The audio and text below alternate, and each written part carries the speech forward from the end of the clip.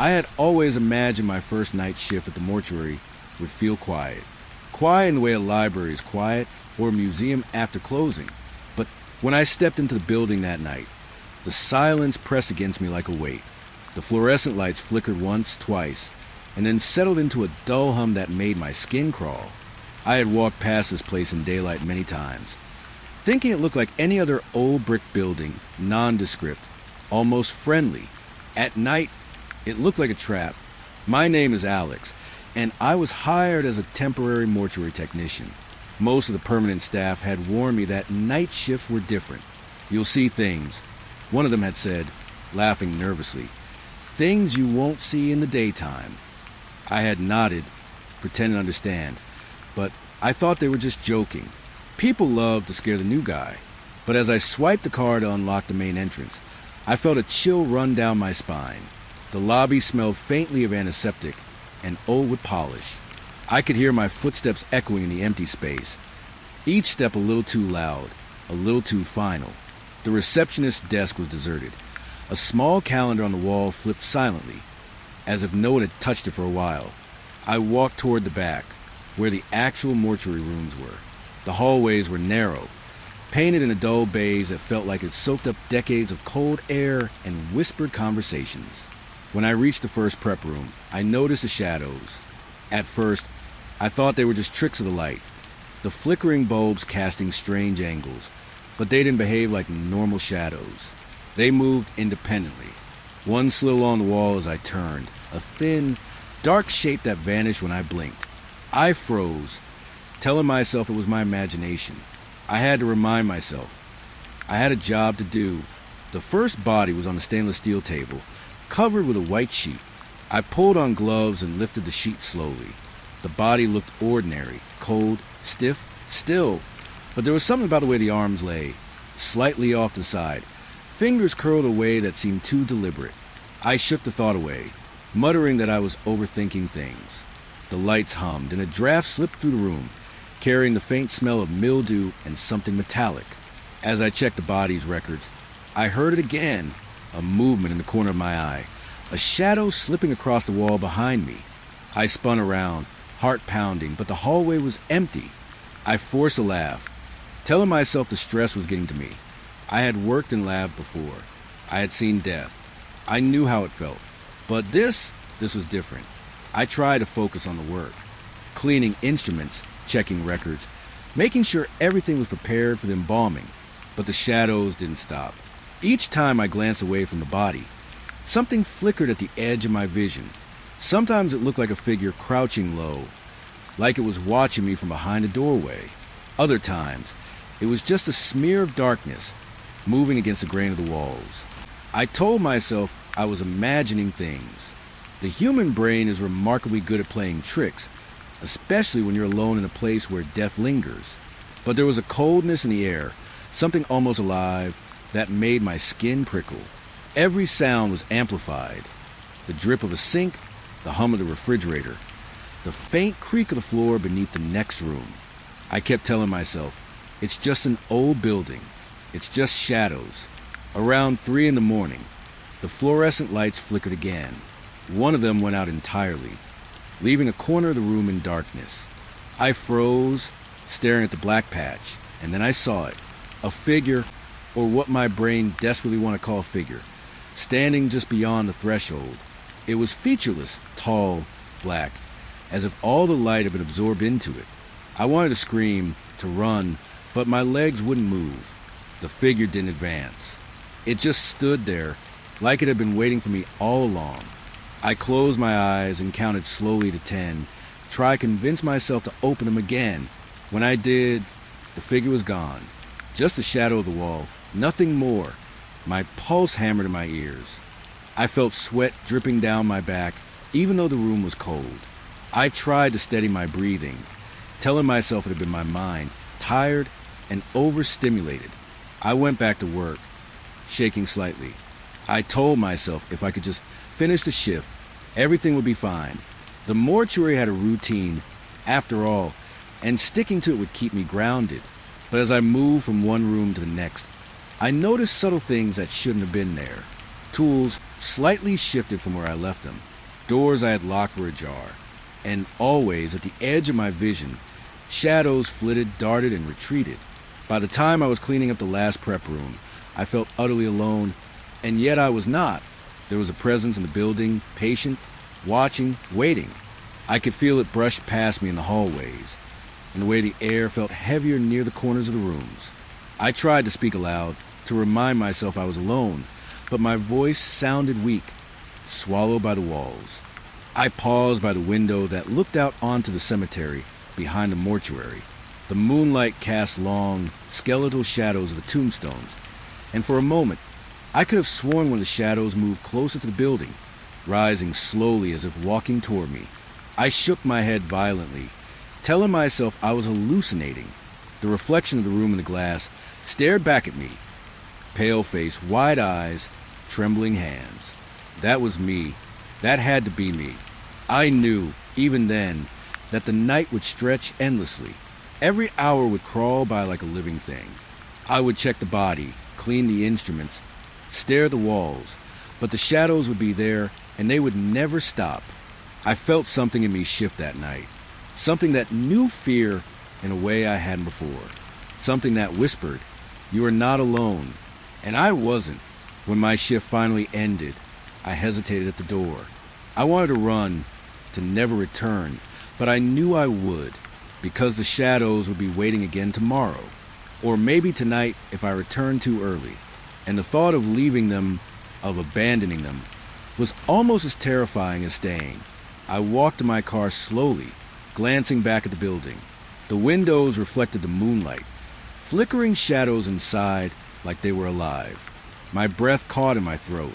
I wanted to scream, but no sound came. And when I reached the car, the door closed with a solid click that seemed impossibly loud in the stillness. I drove home, hands white on the wheel, heart still hammering. I kept seeing shadows in the streetlights, in the gaps between houses, in the rear view mirror. I knew they weren't real. I kept telling myself that. But the feeling of being watched never left me. Even now, as I sit here telling this story, I can feel it. That quiet, patient presence lingering just beyond the edge of the room, waiting. The mortuary is quiet again tonight, and I know the shadows are there, moving slowly across walls, always watching, always waiting. And I will go back. I wasn't sure what had pulled me back to the mortuary that night. Maybe it was stubbornness. Maybe it was some morbid curiosity I didn't fully understand. Whatever it was, I found myself pushing open the heavy door, the hum of the fluorescent lights greeting me like a sigh. The building smelled the same, sterile, cold, faintly metallic, but tonight it felt heavier, like the air had grown thick while I was gone. I tried to shake the feeling, telling myself I was imagining things. Shadows weren't real, not in the way I had felt them. And yet, even as I walked down the hall, the edges of my vision betrayed me. Shapes moved, slight but deliberate, along the walls and corners. I told myself it was the lights, flickering just enough to make everything shift. But the feeling of being watched had grown stronger since my first night. I could almost sense in my bones a weight that pressed against my chest. The prep room was quiet when I arrived, colder than I remembered. I flipped on the overhead lights and ran my hands along the stainless steel tables. Everything seemed normal, orderly, yet something in me urged caution, an instinct I couldn't ignore. That's when I saw it, the drawer. It wasn't large, just one of the many metal drawers built into the wall, but it had no label, nothing to mark what was inside, no name, no number, just blank. I hesitated before touching it. My hand hovered over the handle. There was a stillness in the air, a pressure that seemed to push back against my curiosity. My heart hammered in my chest, and I told myself to calm down. It was probably just an old drawer, and used for decades, maybe storing something mundane.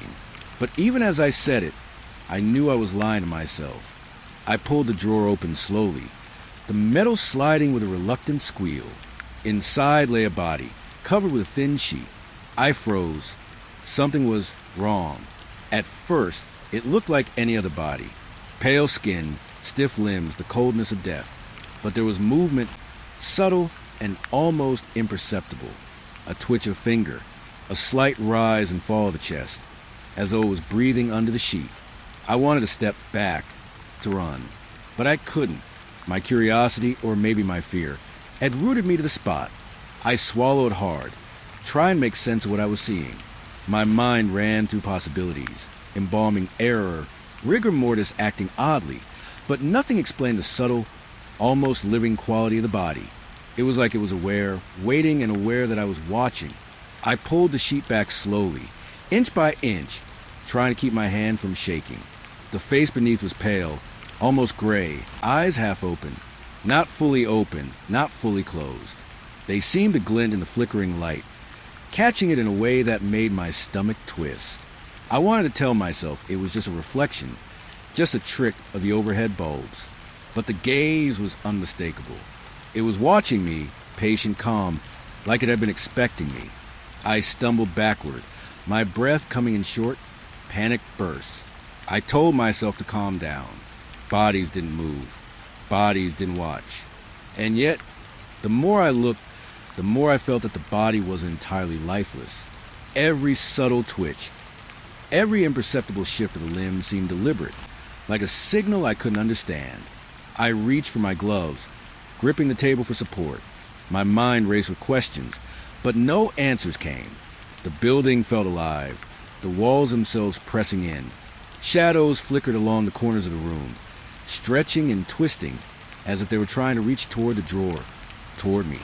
I tried to focus on the body, on checking the paperwork, anything to ground myself, but there were no labels, no records for this drawer. It was as if it had never existed, and yet here it was undeniable. I touched the body lightly, testing its weight, its stillness. My fingers brushed the cold skin, and I flinched. It moved, just slightly, a subtle recoil, as if it noticed my touch. My mind screamed, this isn't real. This isn't happening. But every instinct, every cell in my body told me otherwise. The air around me thickened, growing heavy, suffocating, and I felt a sudden urge to leave. And then I heard it. Not a voice, not a sound I could locate, but a presence, a thought, almost pushing against the edges of my mind. It wasn't words exactly, more a feeling, a knowing. You're here. You found me. My heart lurched, and I stepped back, tripping over the edge of the table. The drawer rattled slightly, like it was aware I was leaving, aware I had seen too much.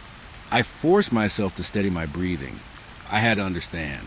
I had to see this clearly. I pulled the drawer fully open again, bracing myself against the cold steel. The body lay there, eerily calm, chest rising ever so slightly, eyes glinting. I felt a shiver run down my spine. I could no longer pretend this was just death. This was something else entirely. I ran my fingers over the sheet, trying to cover the body again, but my hands trembled. I could feel the presence in the room growing stronger, like a tide rising. Shadows pooled in the corners, thickening, stretching toward the drawer. My stomach knotted. I knew then that the building, the mortuary itself, was aware of me, aware of my intrusion, and the body, it was part of that awareness. I wanted to scream, to flee, but I was trapped by a fascination I couldn't explain. My mind was flooded with questions I didn't want answers to. How long had it been here? Why was it unmarked? Was it waiting for me? Or had it simply waited forever for anyone to notice? The rational part of me, trained in labs, trained to observe without emotion, tried to intervene, tried to tell me I was imagining everything, but it was useless. The fear, the dread, the undeniable sense of being watched was real. I stepped closer again, compelled to spite myself. The body's eyes followed me, subtle movements that no one else would have noticed. The shadows along the walls seemed to pulse, as if breathing in time with the tiny rise and fall of the chest beneath the sheet. I felt my knees weaken. I wanted to look away, but my eyes stayed fixed, and then I realized with a sinking certainty that the body wasn't just alive in a strange way. It was aware of me. I stumbled back, gasping, and my head spun. I could feel the presence growing, pressing, not in a physical sense, but in every corner of my mind. A weight that made thinking difficult, made moving slow. I wanted to leave, to escape this room and never come back, but I couldn't. Not yet. Something held me here. Something wanted me to watch, to witness. I covered the body with the sheet again, my hands shaking violently. Shadows twisted in the corners, curling toward the drawer as if displeased. I wanted to lock it, to push it out of sight, but there was no lock, no safety. The drawer itself seemed to hum with anticipation, as though it were alive in some way, vibrating under my touch. I realized then that I wasn't alone in this building. Not really. There were things here, things patient and deliberate, waiting in silence for whoever wandered in. And whatever it was, it had found me, marked me, and would not let go. I left the room finally, closing the drawer with a forceful push, and the click echoed too loudly in the stillness. I walked the halls, trying to ground myself in familiar, repeating to myself that I had imagined everything, that it was only a body, only shadows. But even as I said it, I knew the truth. I would never unsee what I had seen. The night dragged on. Every sound, the drip of water in the sink, the scrape of my shoes on the floor, felt amplified. The shadows moved with a will of their own. And somewhere in the depths of the mortuary, the unmarked drawer waited, patient, for the next curious pair of hands to open it. I couldn't sleep when I got home. Every shadow in my room felt like it was moving, alive, waiting. My mind kept returning to the drawer, to the subtle movements, to the eyes that had followed me. And I knew, deep down, that I wanted to go back. Not because I wanted to, but because something there wanted me to see it again. And I would. The first few hours of my shift passed in a blur of monotony. I cleaned tables, organized instruments, and moved bodies from room to room, trying to convince myself I was getting used to mortuary. The shadows, the cold, the faint sense of being watched, it was all still there, but I tried to push it aside. I told myself I was imagining things. I needed to focus. I needed to work. But around 3 in the morning, the whisper started. At first, I thought it was the building settling, pipes shifting, air moving through vents. But then I realized they were mechanical sounds. They were soft, faint, like someone murmuring just beyond my hearing. And they weren't random. They seemed to pause, stretch, even shift in tone, almost as if they were responding to me. I froze in the middle of the hallway, my hands hovering over the table I was cleaning. I tilted my head, straining to hear. The whispers didn't come from any one place. They bounced off the walls, sometimes near, sometimes distant, but always present. I wanted to leave, to step back and ignore them, but something held me there, rooted in fear and curiosity. "Hello," I whispered, almost laughing at myself for speaking aloud. My voice sounded small, swallowed by the emptiness of the mortuary. The whispers paused. For a moment, everything was silent. Then they began again, soft and deliberate. Louder this time, almost teasing, like they were mocking my fear. I shook my head violently. I told myself it was just the stress, just my imagination. But deep down, I knew it wasn't. I had felt things in this building, things I couldn't explain, shadows that moved on their own, a body in an unmarked drawer that seemed alive, and now voices responding to me, to my thoughts, to my very presence. I tried to continue my work, forcing my hands to move over the cold steel tables.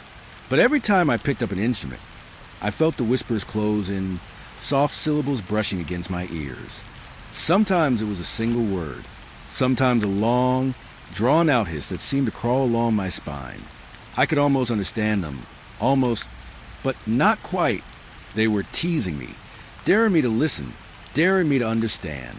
I walked slowly down the hall, telling myself to stay calm, to stay grounded, but the whispers followed. I could feel them circling, moving with me, slipping through the cracks in the walls and the ceilings. They weren't coming from any one spot. They were everywhere, and they were nowhere. My mind was starting to crack under pressure. The quiet insistence that something unseen was always there, always aware. I remembered the stories the old staff used to tell. Tales of technicians who went mad, who quit in the middle of the night, who disappeared for hours and returned with blank expressions. I used to think those were exaggerations, ways to scare the new employees. Now I understood. I could feel how easily someone could lose themselves in this place, how the building itself seemed to breathe and watch, shaping reality around anyone foolish enough to stay too long. I stopped at the end of the hallway, leaning against the wall to steady myself. The whispers shifted again, almost playful, almost human, and then, startlingly, they repeated a thought I had been wrestling with silently. Why are you here? I jumped, my pulse hammering. It had said it aloud, not just a vague sense or a feeling, but clear words, formed as if spoken from somewhere inside my own mind. I pressed my palms against my face, trying to calm the rapid thumping of my heart. I told myself it was a trick, a hallucination, but I couldn't shake the knowledge that the voices had heard me, that they had understood me. I remembered the body in the unmarked drawer. Its eyes had followed me, and now these whispers, these intelligent, deliberate sounds, were here. The mortuary was alive in ways I couldn't comprehend. It wasn't just walls and cold metal tables. It was a presence, patient and calculating, stretching itself thin across the rooms and shadows, reaching for anyone who dared to be alone with it. I moved toward the prep room where the drawer had been, trying to convince myself it was safe, that nothing would happen if I didn't disturb it again. But the whispers grew louder, more insistent. I could feel them bending around the corners of the walls, teasing, pressing against my thoughts. They were aware of my fear. They thrived on it. I entered the room cautiously, the metal table reflecting the dim fluorescent light. I took a deep breath, steadying my trembling hands.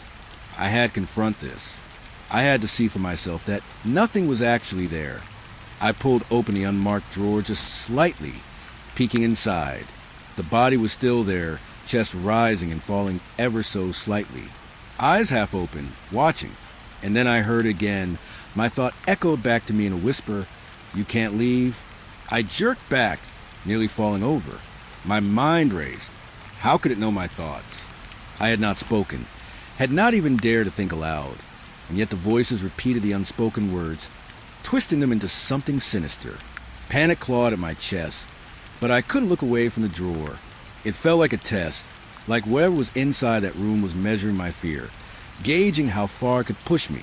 I stumbled out of the prep room, letting the drawer slide close behind me. The whispers followed me down the hallway, curling around corners, slipping into the walls, into my very mind. I could feel them listening, probing, responding to every thought I had, every fear, every doubt, every memory I tried to bury. They knew. I tried to focus on mundane tasks, cleaning tables, organizing instruments, checking paperwork. But my hands shook. Every shadow seemed darker, every flicker of light more threatening. The whispers didn't stop. Sometimes they were soft, like a gentle hiss against my ear. Sometimes they were urgent, almost desperate, tugging at the edges of my mind. I remembered the technician stories again, the ones who lost themselves, who never spoke again. I understood now how it could happen. The whispers weren't just sounds. They were thoughts made audible, memories and fears reflected back at you in a way that made the world seem unreal. I realized that I was not just hearing them. I was participating. I was being drawn in, willingly and unwillingly. I sat on the edge of a table, trying to steady my breathing, trying to anchor myself in the physical world. The whispers swirled around me, shifting in tone, shaping themselves to my fears. They asked questions I didn't want to answer, repeated thoughts I hadn't dared speak aloud, challenged my very understanding of reality. And then, almost softly, they spoke a name I hadn't thought in years. My childhood dog, the one that had died when I was 10. The memory hit me like a physical blow, and tears pricked at my eyes. How could they know? I hadn't spoken the name in decades, and yet the whisper repeated it, curling around my mind like smoke. I could feel my sanity fraying, one thread at a time. I wanted to flee, to run from this place, but the whispers weren't letting me. They were everywhere now, inside my head, in the walls, in the shadows. I could feel them following me, anticipating my next move, ready to reflect every secret, every fear, every hidden thought. I realized then that the mortuary wasn't just a building. It wasn't just a place of the dead. It was something else, something patient, something alive in a way that humans aren't. And the whispers, they were the voice of it, the means by which it touched the living, and I was its audience. The rest of the night passed in a haze. Every step I took, every action I tried to perform, was accompanied by the whispers. I could feel them, subtle but insistent, guiding me, testing me, breaking me down. I wonder if anyone else ever truly worked the night shift alone. If they had, I understood why some left in silence and never returned. By the time my shift ended, the first light of dawn crept into the small windows at the far end of the hallway. The whispers faded with the coming day, leaving me hollow, exhausted, trembling. I walked to the exit, my legs unsteady, my mind buzzing. The mortuary was quiet again, normal in the harsh light of morning, but I knew the truth. I had touched something that night. I had heard something no one else could hear, and it would be waiting for me, patient, for the next shift, for the next moment I let my guard down. I stepped outside, the cold morning air biting at my skin. I tried to breathe deeply, to release the tension, but the memory of the whispers clung to me. Every corner, every shadow, every creak in my apartment later, that morning reminded me that they were still there, still listening. And I knew I would have to return, because the mortuary, and whatever lived in it, was not finished with me. I drove home slowly, glancing at every shadow along the road, every flicker of light, half expecting to see movement that wasn't there. The whispers were gone, at least for now, but their echo remained. I felt it in my bones, in my thoughts, in the way I now feared silence itself. I would never hear quiet the same way again. And I knew, deep down, that the mortuary would always speak to me, even when I was far away. I had thought I understood the mortuary by the time I reached my fourth shift, but that night proved me wrong. Everything had seemed familiar. The metallic scent, the hum of fluorescent lights, the chill that crept into my bones. But there was something different in the air, heavier, almost oppressive. I shook off the feeling, telling myself it was nerves, a lingering effect from the whispers I'd heard the night before. But deep down, I knew it wasn't just nerves. I arrived early, hoping to get a jump on my work.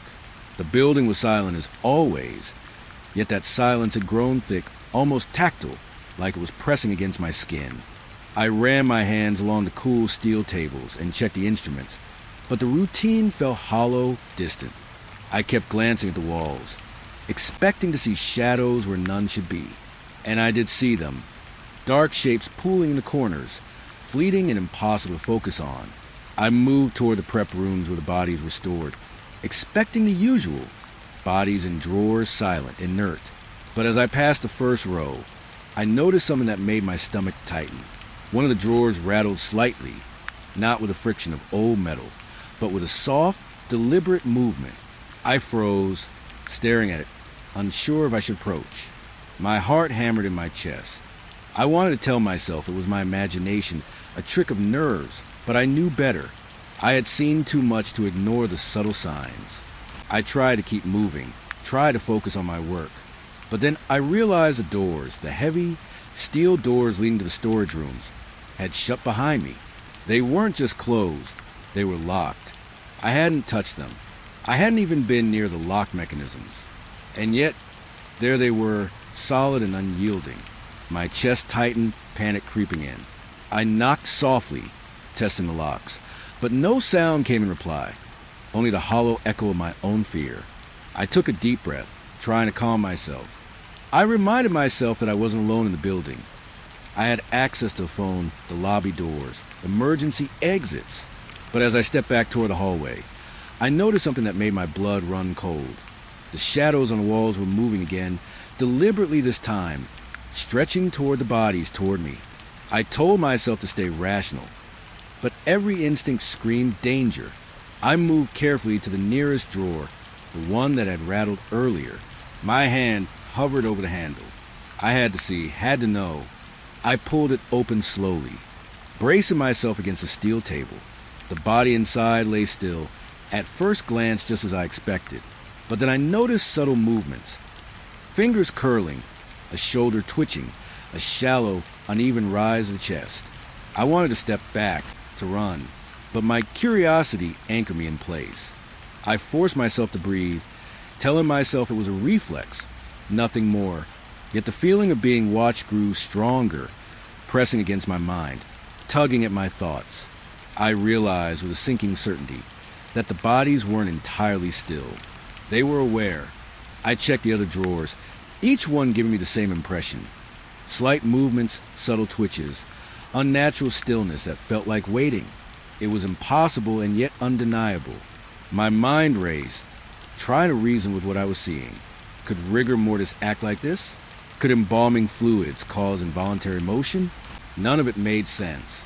And the weight of the presence in the room made logic feel fragile, irrelevant. I moved toward the center of the storage area, hoping to get a better look, to understand what I was witnessing. But the more I walked, the more I felt trapped. The doors behind me weren't just locked. They seemed immovable, almost purposeful in their resistance. My stomach knotted. I realized then that the mortuary itself wasn't neutral. It wasn't just a building.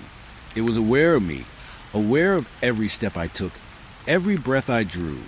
I backed toward one of the tables, trying to steady my trembling hands. My thoughts swirled in panic and disbelief.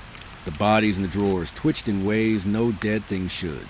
Shadows stretched unnaturally along the walls, pooling in corners, flickering at the edge of my vision, and I could feel it, a patient awareness threading through the room, observing me as I observed it. Then I heard it, a soft scrape like fingernails against steel. I froze, heart hammering. Another scrape, closer this time. My eyes darted to the nearest drawer. The body inside shifted, fingers brushing the metal edge, shoulder moving with deliberate slowness. I wanted to look away, but I couldn't. The fear had me rooted, a mix of fascination and horror I couldn't untangle. I whispered to myself, trying to anchor my thoughts. It's just a body. It's just metal and flesh. It can't move. But the movements persisted, subtle yet undeniable. I realized then that the mortuary, the shadows, the bodies, they were all part of something larger, something alive in a way I couldn't define. And I, in my ignorance, had become part of it too. The air in the room thickened, pressing against my chest. I could feel a coldness, an almost sentient chill, spreading from the walls, curling around the tables, reaching toward me. Every sound was amplified. The hum of the lights, the distant creak of a floorboard, the soft scrape of metal drawers. And beneath it all, the subtle shifting of bodies, a slow, deliberate rhythm that matched my racing heartbeat. I tried to move carefully toward another door, hoping to find an exit or at least a phone. But every step felt heavier, like walking through water. Shadows pulled at my feet, dark shapes stretching and twisting in ways that defied logic. And when I glanced back at the drawers, I saw it. A shoulder rising, a head turning, a figure barely distinguishable from the inanimate form it should have been. Panic surged. I wanted to scream, to run, to smash my way through the locked doors. But the building had other plans. The air seemed to close in, pressing against my lungs, slowing my movements. My hand shook violently as I reached for a drawer handle, only to recoil at the subtle movement beneath my fingers. It wasn't accidental. It wasn't random. The dead were waiting, aware, and I was intruding. I stumbled backward, nearly falling over the edge of a table. The drawers rattled in response, as if the bodies inside were reacting to my fear, to my panic. My mind raced. I had worked with death before. I had been around corpses, cold and lifeless, and yet nothing had prepared me for this. This awareness, this patience. I felt like an intruder in a world that had rules I couldn't comprehend. I tried to steady myself, leaning against the wall, forcing my breathing to slow, but the pressure didn't ease. Shadows shifted across the walls, curling toward the drawers, stretching into shapes that suggested eyes, heads, fingers. The bodies twitched, subtle yet deliberate, movements too precise to be accidental. And the doors behind me remained locked, immovable, unyielding. I was trapped. A sound reached my ears, soft but distinct, a low, almost imperceptible groan, like metal bending or someone struggling beneath a sheet. I froze, unable to look directly at the source, but I could feel it. Something was moving beneath the coverings, testing its limits, aware of me, aware that I could see it. My pulse raced, my stomach knotted, and I realized with a sinking certainty that I wasn't alone, not just with the bodies, but with something else, something patient, something waiting. I backed toward the center of the room, trying to calm myself, trying to find a rational explanation. My mind conjured every possibility, every scientific reason why this could be happening. But each explanation felt thinner, weaker, less satisfying as the reality pressed in. The bodies twitched, shadows stretched, and the cold air wrapped around me like a living thing. I stumbled toward one of the doors, pressing my hands against it, testing it, willing it to open, but it didn't. The mortuary had decided I wasn't leaving. Not yet. My eyes darted back to the drawers. The movements were more pronounced now. Fingers flexed, heads shifted, shoulders rolled. I realized that the dead weren't just passive. They were awake in ways I couldn't understand. They were aware of me and perhaps waiting. I sank to the floor, heart hammering, head in my hands. Tears pricked my eyes, the mix of fear, disbelief, and exhaustion overwhelming me. I whispered to myself over and over that this was impossible, that I had seen too many shadows, imagined too many movements, created connections where none existed. But deep down, I knew the truth. The mortuary was alive, and I was trapped inside it with the dead. Time passed, or maybe it didn't. Minutes stretched into hours, or perhaps I simply lost track. Every sound, every shadow, every twitch of a body reinforced the dread that had settled in my chest. I realized that the mortuary didn't operate on human schedules.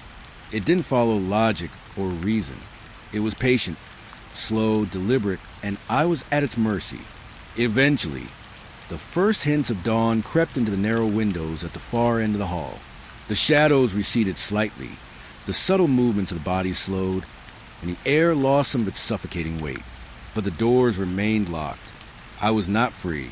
The mortuary had shown me a fraction of its power, enough to remind me that it wasn't just a building. It was something else, something awake, and I would return whether I wanted to or not. Even now, when I think back to that night, the memory makes my skin crawl.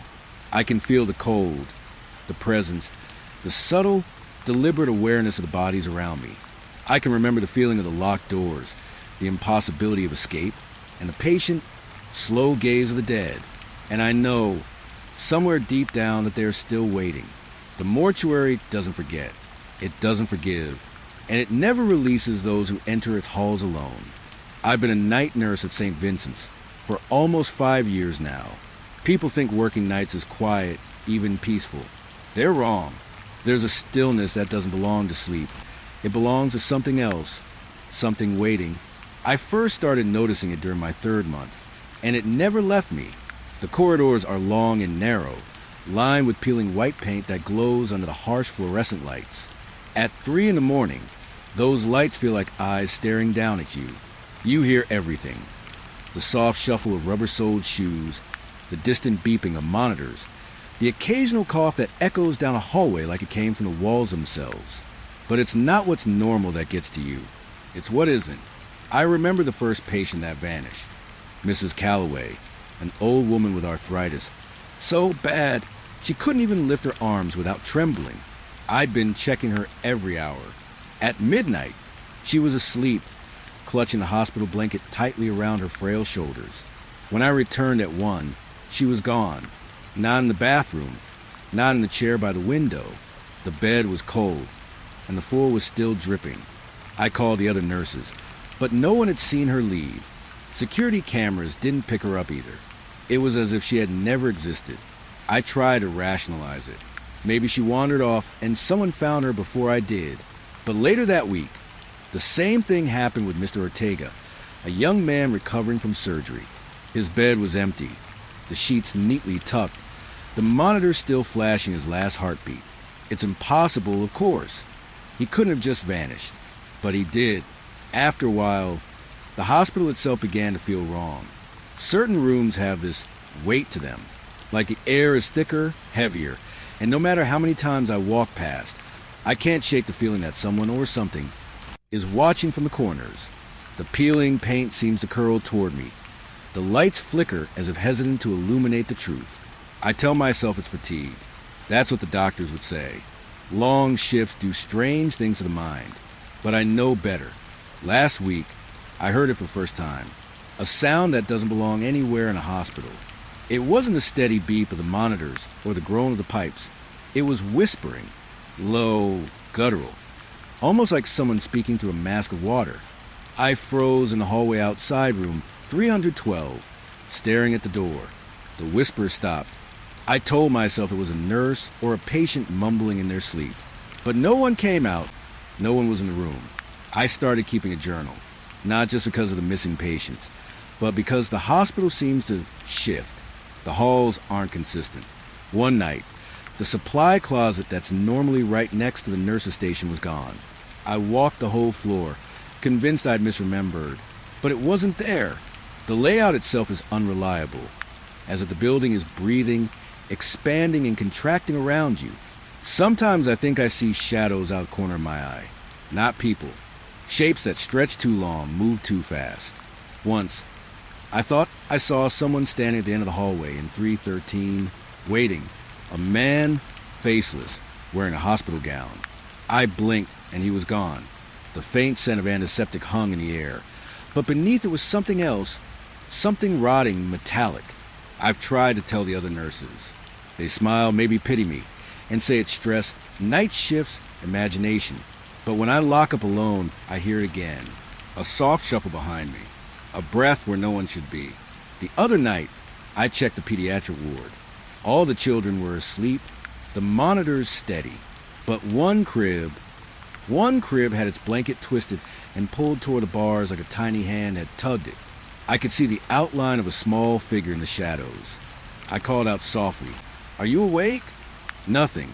I reached closer. The blanket fell flat, no one there. And then I felt it, a chill crawling up my spine, like icy fingers pressing against my skin. I ran out of the room, and didn't stop until I reached the break room. I've started noticing patterns. The missing patients vanish in the same time window, between midnight and 2. The whispers happen most often on the east wing, and the temperature drops for no reason near room 312. The janitor refuses to clean after midnight, muttering about things that don't belong in the hallways. I've asked him what he means, but he just shakes his head and walks away. I can't blame him. Sleep is impossible. When I doze, I dream the corridors, but they're wrong. Endless hallways twist and fold over themselves. Doors open into walls. Windows into nothing. I wake up in a sweat, heart hammering, certain I heard a soft tapping at the door. I try to tell myself it's the monotony of the night, the fluorescent lights, the smell of antiseptic. But my body knows. My body knows that the hospital is alive in some way, and it's hungry. I've started to avoid the east wing whenever possible. I take the long route around, even if it makes my rounds longer. But last night, I was forced to enter. A monitor beeped erratically in 312. I opened the door, and the room was empty. The bed sheets were rumpled, the floor still dripping. I swear I could feel someone or something breathing beside me. I backed out slowly, feeling the walls closing in, and then I heard it again, that whisper, so close it was in my ear, saying nothing I could understand, but the intent clear. Watch. I've stopped reporting some things. It's easier to let them slide, easier than having the hospital administration dismiss me as paranoid, but hiding it hasn't made it stop. If anything, it's worse. Last night, as I was making my rounds, I felt a presence at my elbow, like a patient had silently followed me. I turned sharply, no one there, but the faint outline of a figure shimmered in the corner, flickering, like a bad reflection in a window. I swear it smiled. I find myself double-checking beds, closets, even corners that should be empty. Sometimes I feel compelled to step into rooms I know should be safe, drawn by some silent insistence. I know the risk. Another patient could vanish, or worse, I could be next. The floor is quiet now, too quiet. The usual distant beeping is absent. Even the hum of the fluorescent lights feels muted. My steps echo unnaturally loud, and I feel eyes tracking me from every shadow. I haven't told anyone about the things I've seen in the supply closet. When I finally found it last week, after wandering the halls for almost an hour, it was empty, but the air smelled wrong, like burnt hair and wet cement, and on the floor in the dust were footprints, not human footprints, too long, too narrow, toes that ended in sharp points. I stared at them until my eyes watered. The prints led nowhere, vanishing into the corner, as if the floor itself swallowed them. I keep asking myself if I'm losing my mind, if this is some trick of exhaustion. But even now, writing this, I can feel the weight of the walls, the pull of the empty beds, the whispering echo that follows me down every corridor. I've stopped sleeping when I'm home. I can't. The hospital has seeped into my dreams, twisted them into the same long, shifting corridors, the same weight, the same feeling of being watched. I'm starting to dread my own reflection. Sometimes, in the nurse's lounge mirror, I swear I see a shadow behind me that isn't mine. A patient, maybe, or something else. It lingers just long enough to be remembered, then vanishes. I blink and it's gone. But the unease stays. The hospital leaves a residue, a dark film that I can't scrub off. I want to leave. I've thought about it constantly.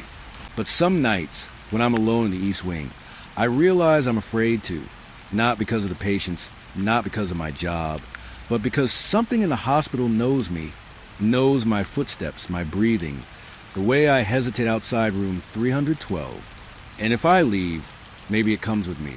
So I stay. I walk the halls. I check the monitors. I record the disappearances, the whispers, the cold spots. I tell myself I'm doing for the patients, but I know the truth. I'm doing it for me, to survive the night, to survive the hospital that shifts around me like a living thing, always watching, always waiting. And tonight, as I start my shift, I hear it again, a soft tap like fingernails on tile. I freeze. My breath comes in shallow bursts.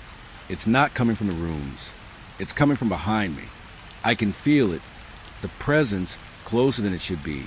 And I know deep down that tonight something will try to claim me too. I take a step forward. The tap follows. I take another. The shadows stretch, twisting toward me. And I walk, because walking is all I can do, because stopping is not an option. I thought I knew every corner of St. Vincent's, every hallway, every room, every closet where the mop bucket lurked. I thought I knew the rhythm of the hospital at night, the soft hum of the fluorescent lights, the distant beeping of monitors, the occasional cough echoing down the halls. But I was wrong. I never knew about the stairs. IT started with the footsteps, slow, uneven, dragging across the linoleum floor outside the East Wing. I first heard them around 2 in the morning. I paused mid-step, heart hammering, listening. The sound wasn't right. It wasn't the shuffle of a patient or a janitor. It was heavier, deliberate, like someone or something was testing the sound of floorboards, listening to see if anyone noticed that. I followed them, of course. I shouldn't have, but the pull was magnetic, irresistible. My flashlight barely cut through the shadows, and the air smelled off like damp concrete mixed with something metallic.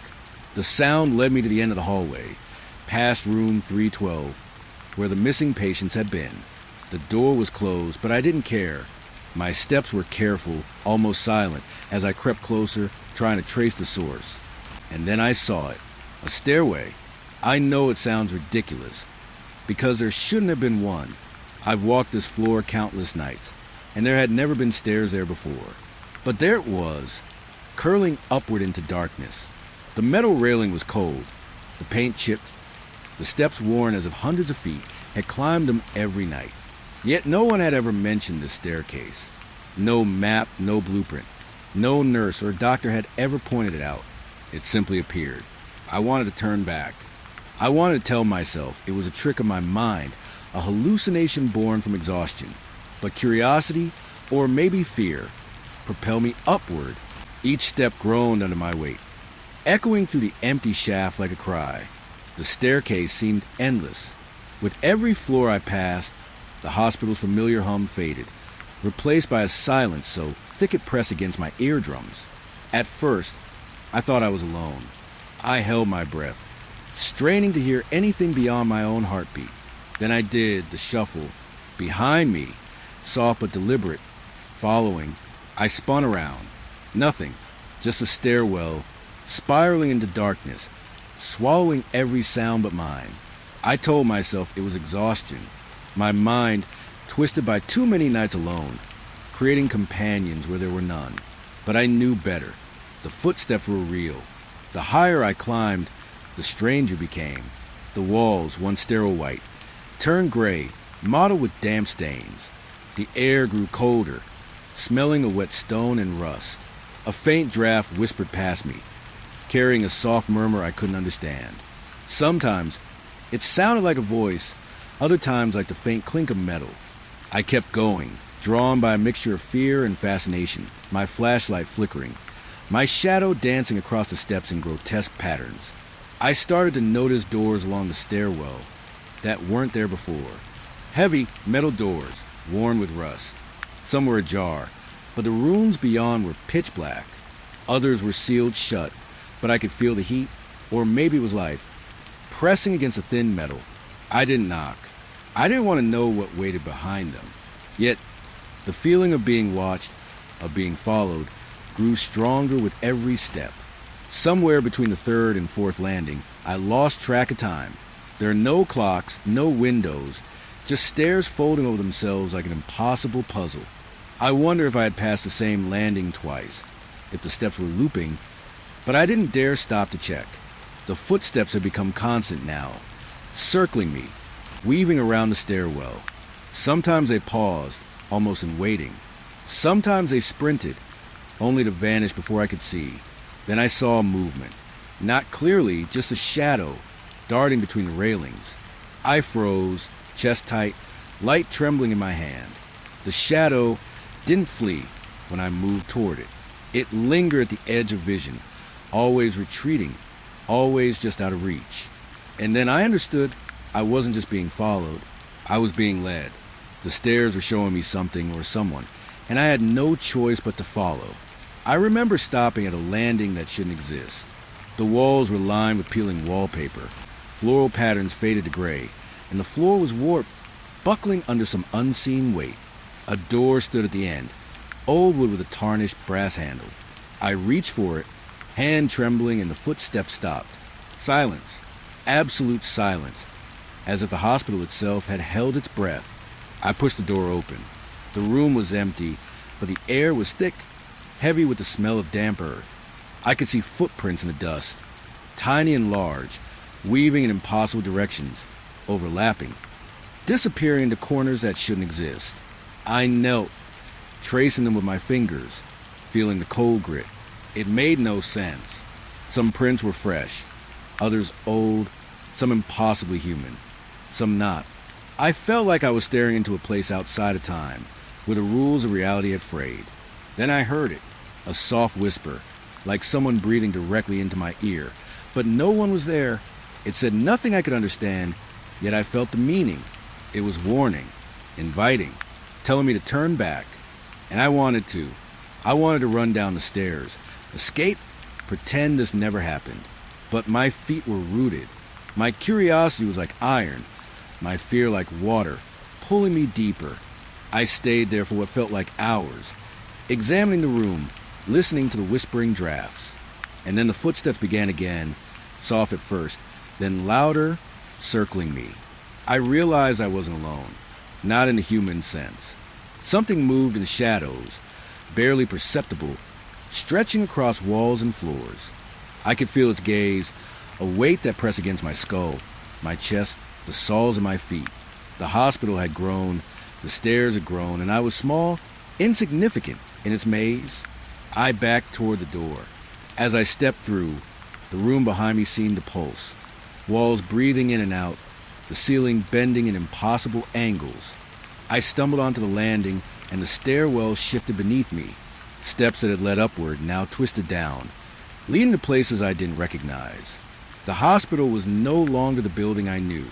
It was something else entirely, alive, shifting, and patient. I tried calling out, but my voice echoed strangely, stretched thin and hollow.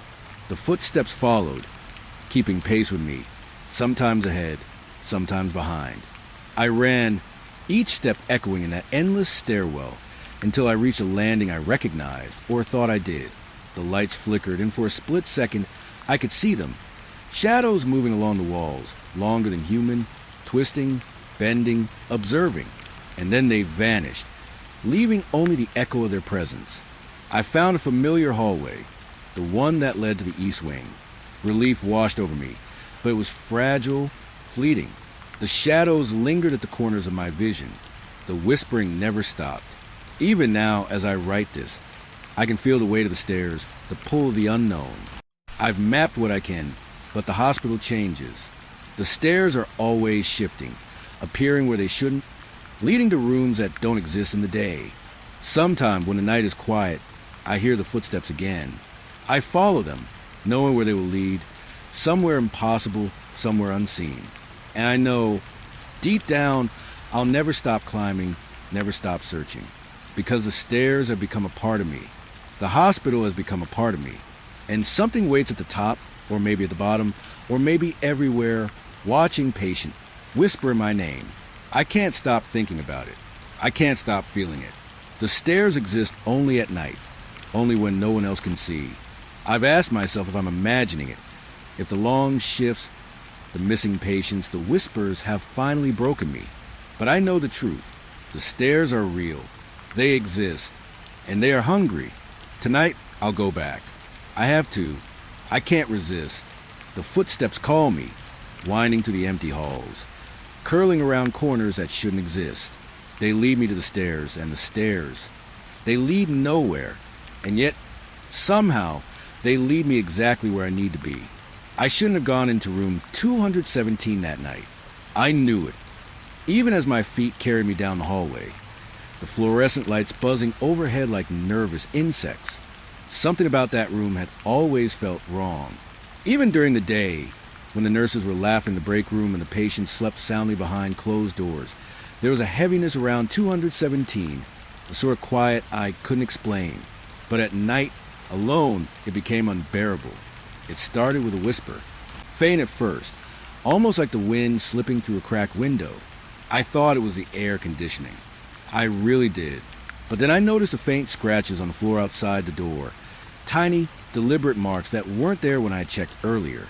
They ran toward the room, small and hesitant, like someone or something was pacing. I paused, hand on the doorframe, telling myself I was imagining it. Long shifts do that to you. Fatigue bending your senses, making shadows dance where they shouldn't. But I knew better. My instincts had never been wrong, not once. And something about those scratches felt alive. The door was slightly ajar. I pushed it open, half expecting a patient to be awake, staring at me with wide, fearful eyes. But the room was empty. The bed sheets were twisted, like someone had thrown themselves against a mattress with all their strength. The pillows were on the floor, as if tossed aside, and the smell, metallic, coppery, like blood mixed with iron, hit me before I even stepped inside. My stomach churned. I called out softly, "Hello?" The words sounded hollow, echoing off the walls in a way that made my chest tighten. No answer, just a faint hum of the monitor, showing normal vital signs. The bed was empty. The floor drip swayed slightly, though there had been no wind. I stepped closer. The scratches on the floor continued inside, leading to the far corner of the room, toward the wardrobe. I hesitated. Something told me to leave, but I was drawn forward, every step heavy, deliberate, like my own curiosity was betraying me. The air grew colder, and my breath fogged in front of me. The walls seemed closer, pressing in, the light dimming slightly despite the bulbs overhead. And then I saw it. The wardrobe door was ajar, just a crack. I reached out, fingers brushing against the worn wood, and for a moment I thought I heard a scream. Not a human scream, not a patient's scream, but something deeper, something that vibrated through the air and settled in my chest. I froze, hand trembling. The scream didn't repeat, didn't echo. It simply existed for a heartbeat, leaving a ringing silence in its wake. I pulled the door open slowly. The wardrobe was empty. No clothes, no hidden patient. Nothing that should have made a sound. Yet the room still carried that oppressive weight.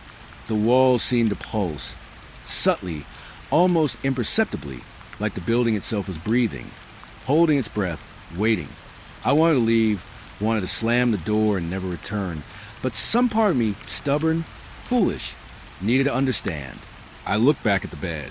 The sheets were disturbed again, twisted in a new pattern. It was impossible no one had been here.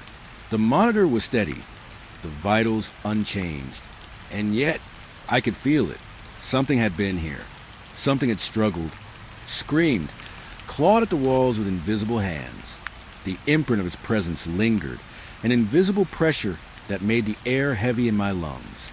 I knelt, tracing the sheetfold with my fingers, hoping for a clue, a pattern, anything. And then I noticed it, the faint lines, scratches in the wood floor near the bed, like tiny fingernails had dug into the varnish. They formed no coherent shape, no words, no symbols I could recognize, just marks. And yet, the intention behind them was clear. Anger, fear, desperation. I backed away, heart hammering, and the shadows seemed to thicken. The corners of the room stretched outward, elongated, swallowing the light. And then I heard it again, a soft cry, low, guttural, like a voice trapped under concrete. I pressed my hand over my mouth, afraid my own scream would give me away. It didn't repeat. It didn't echo. It simply hung in the air, like a warning, like an accusation. I wanted to run, but my feet felt heavy, glued to the floor. I couldn't tell if it was fear or something else. Something that wanted me to stay, wanted me to watch. The monitor beeped, a sharp, single tone, and the room shifted subtly. The sheets twisted again. The shadows moved with impossible speed, and the wardrobe creaked, as if something leaned just beyond my sight. I whispered, "Who's there?" and my voice felt small, insignificant, swallowed by the room itself. No answer, only the quiet shuffle of air brushing against the walls, carrying with it that faint metallic scent, stronger now, like it had seeped into the carpet, into the paint, into me. I started to notice small things. The window, which I was certain faced the hospital courtyard, now showed nothing but blackness. No moonlight, no distant street lamps, only a void that seemed to pull at the edges of the room. I stepped closer. The floorboards under my feet felt wrong, soft, almost spongy.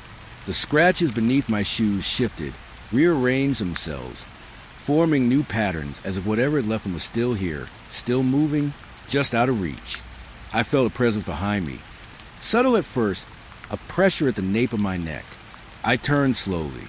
Nothing, but the feeling remained, lingering, a quiet insistence. I could hear it then, a scratching, faint, delicate, like someone tracing their fingers along the wall. I wanted to run. God, I wanted to run. But my body refused. I was rooted there, an unwilling witness to something I wasn't meant to see. Then it happened. The scream, louder this time, sharper, filled with pain and anger and something indescribable, something that wasn't human. It reverberated in my chest, rattled my bones, and then stopped.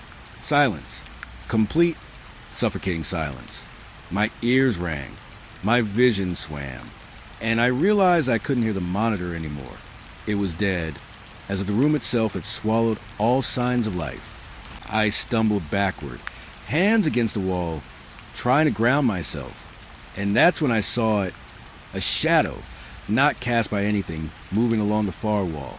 It was elongated, twisted, with limbs that bent in impossible ways. It didn't advance. It didn't retreat. It simply watched, and I felt it in my chest, in my stomach, in my mind. It understood me. It saw everything. And I knew then that this room was not empty. It never had been. I fell to my knees, gasping for air, and the scratches on the floor shifted again, forming a circle around me, enclosing me, trapping me. I couldn't leave. My hands clawed at the carpet, at the sheets, anywhere, tried to escape the invisible grip. And then the whisper came, not one voice, but many layered, overlapping, incoherent yet understandable all at once. It spoke of pain, of loss, of endless nights. And beneath it all, a command, witness, watch, remember. The room seemed to tilt, walls bending, ceiling lowering. The shadows multiplied, flickering in impossible angles, dancing just beyond my vision. I could feel the temperature drop, my breath forming clouds, my fingers numb. And through it all, the monitor remained dead, the 4 drips suspended, motionless, as if time itself had paused. I screamed once, a raw, human scream, and it was swallowed immediately. No echo, no response. Only the weight, the presence, the insistence of being watched. I wanted to close my eyes, to block it out, but I couldn't. I was pinned, trapped by the room itself, by something that existed beyond comprehension. I don't know how long I stayed there. Minutes, hours, maybe longer. Time was meaningless. Eventually, exhaustion took over, and I slumped against the wall, shaking, unable to speak, unable to move. And in that quiet, I realized the truth. This room didn't just contain patients. It contained memories, struggles, screams that no one else could see or hear. It collected them, preserved them, and now it had me. When I finally crawled out, when I staggered into the hallway and into the weak light of the east wing, everything seemed normal again. The floors were clean, the bed neatly made, the monitor beeping steadily. No sign of struggle, no footprints, no scent. I told myself it was a hallucination, a combination of fatigue and imagination. But deep down I knew better. The room still screamed. It had only quieted because I had left. I avoid 217 now.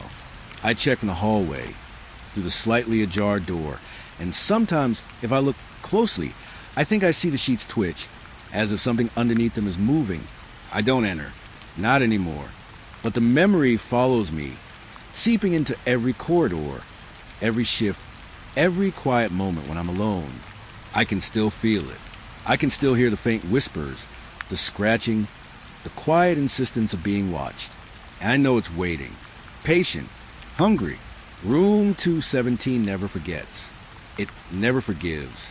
And one day, if I'm not careful, it will call my name from the shadows, from cracks in the walls, from the invisible marks left on the floor. And I'll be forced to answer that I moved into the apartment on a Wednesday. The landlord, a pale man with 2 shiny teeth, handed me the keys with a smile that didn't reach his eyes. "It's a quiet building," he said. "No problems." I nodded, dragging my boxes inside, trying to ignore the faint smell of damp plaster that clung to the walls. The place looked fine at first. Small, narrow, but livable. Hardwood floors, a little scuff, white walls with a hint of yellowing at the corners. The kitchen was compact but functional. Everything seemed ordinary, but I couldn't shake the feeling that the apartment was watching. Silly, I told myself.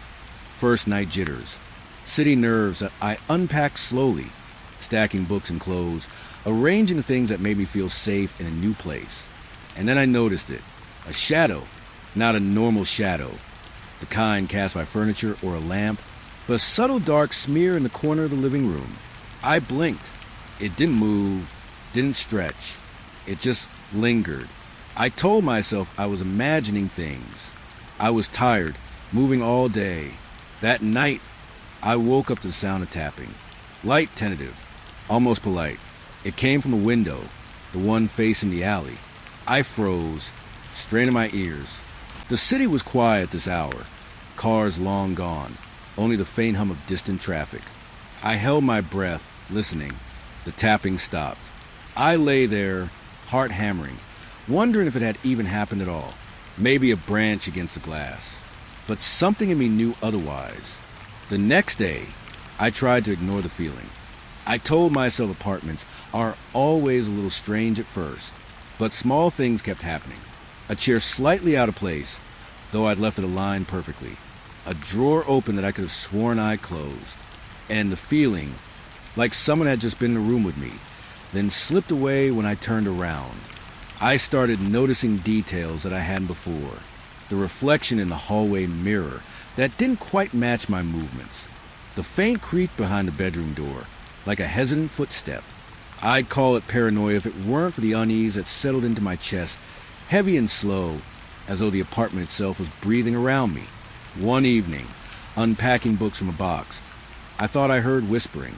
Soft, distant, almost impossible to understand. I froze. The apartment was empty. I checked the rooms, opened the windows, Even called my phone to make sure I hadn't left it somewhere. Nothing. The whispering stopped, but the residue lingered, like the echo of a voice you almost remember. I began locking doors I didn't usually lock. Not that I felt anyone would enter. I was alone. But the compulsion was strong, almost instinctual. I would glance at the corners of the rooms, at the hallway, at the windows, expecting something. And sometimes I swore I saw it. A flicker at the edge of my vision. A dark shape that vanished whenever I looked directly. It wasn't only at night. Once, in the afternoon, I noticed my reflection in the kitchen window. But the reflection didn't match me. Slightly delayed, slightly crooked, and for a heartbeat, I thought I saw a pair of eyes behind mine. Staring, waiting, my pulse spiked. I spun around. Empty kitchen. Only the hum of the refrigerator, normal and mundane. But the unease stayed. The first week passed in a blur of moving boxes and sleepless nights. Every creak, every shadow, every whispering breeze made me question my sanity. And yet, there were small signs, tiny details, that unnerved me more than anything outright. A handprint on the frosted bathroom window when no one had been there. A book I hadn't placed on the shelf. Turned to the page I'd never read. A faint smell of soap or smoke that disappeared when I followed it. One night, I awoke to a figure at the foot of my bed. Tall, thin, indistinct. The room was dark, only the city light spilling through the blinds. I couldn't move. My chest ached, my throat dry. The figure didn't move either. And then, slowly, it leaned closer, not touching, not speaking, just existing. The second I blinked, it was gone. Just the empty bed, the faint scent of smoke in the air. My hand shook so hard I couldn't light a cigarette. After that night, I started leaving little markers. Small things on tables, pieces of paper, pens, just to see if they moved. And they did. Not often, but enough. Enough to make me jump. Enough to make my stomach twist. Sometimes they would be exactly where I left them, but angled slightly. Sometimes they'd vanish entirely. Sometimes I'd find them in places I hadn't been, like the living room chair or the bathtub. I began checking the apartment obsessively. Doors, windows, closets, behind curtains, under the bed. Every time I did, I found nothing, and yet I could feel it. Watching, always watching. In the reflection of mirrors, in the dark corners of rooms, in the air itself. The presence wasn't hostile, exactly, but it was patient, insistent, waiting for me to notice, waiting for me to acknowledge it. I tried to rationalize everything. Landlord said the building was old. Old buildings make noises. Old buildings have drafts. Old buildings have creaking pipes. But I couldn't explain the small things, the subtle signs, the feeling that I wasn't alone, even when no one could possibly be there. And I started noticing patterns.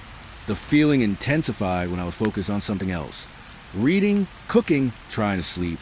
It was always there, curling around the edges of my attention. Sometimes I would see the shape again, just for a moment, by the window, near the hallway, standing silently in the reflection of the kitchen tiles. And I'd freeze, not out of fear exactly, but anticipation. A sense that the apartment itself was aware of me noticing it, that it wanted acknowledgement. And when I looked away or blinked, the shape was gone, always gone. I began sleeping lightly, if at all. The apartment had a rhythm that I couldn't match. Every creak, every draft, every whispering sigh made me wake, listening, heart pounding, scanning the shadows. Sometimes I would see a movement in the corner of my eye, and my stomach would drop. Other times, the apartment would feel impossibly still, silent, as if holding its breath, waiting to see what I would do next. I caught myself talking to it, once, not out loud, just muttering under my breath, half joking, half pleading. Are you watching me? Are you always here? No answer, of course, but I felt the weight of presence shift, as though it had heard me, considered me. I didn't know if it was curiosity or amusement. Either way, I knew I had crossed a line, a small, invisible line that shouldn't have existed. By the end of the week, I was exhausted. The apartment had taken something from me. Not physically, but mentally, emotionally. I felt small, vulnerable. Every shadow looked like movement, every whisper like speech. And I realized I wasn't imagining it.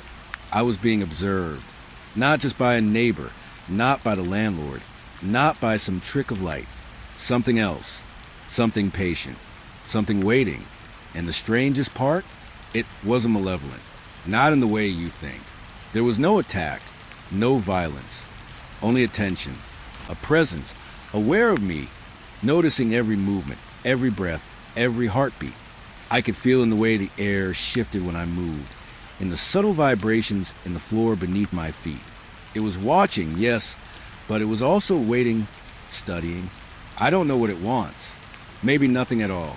Maybe it's just there because it enjoys the slow unraveling, the growing awareness that I am not alone in my apartment, that every moment I spend here is measured, noted, remembered.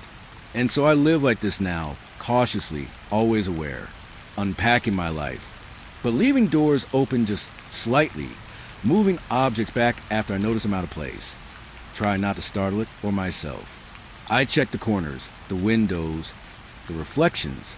I talk under my breath, sometimes apologetically, sometimes pleadingly, and I feel it, close in the mornings, heavier in the nights, always patient, always waiting. I move in expecting an apartment, expecting walls, ceilings, floors. Instead, I found attention. Something unseen, persistent, patient, and somehow alive. It doesn't scream, it doesn't strike. It simply watches. And every day, I wonder how long I can live like this, under its gaze, before I break, or before it finally decides I've noticed too much. I had just started feeling comfortable in the apartment. The boxes were mostly unpacked. The walls no longer smelled like fresh plaster, and the city outside had settled into a quiet rhythm at night. I told myself I was finally home. That sense of safety didn't last long. It began with the sounds.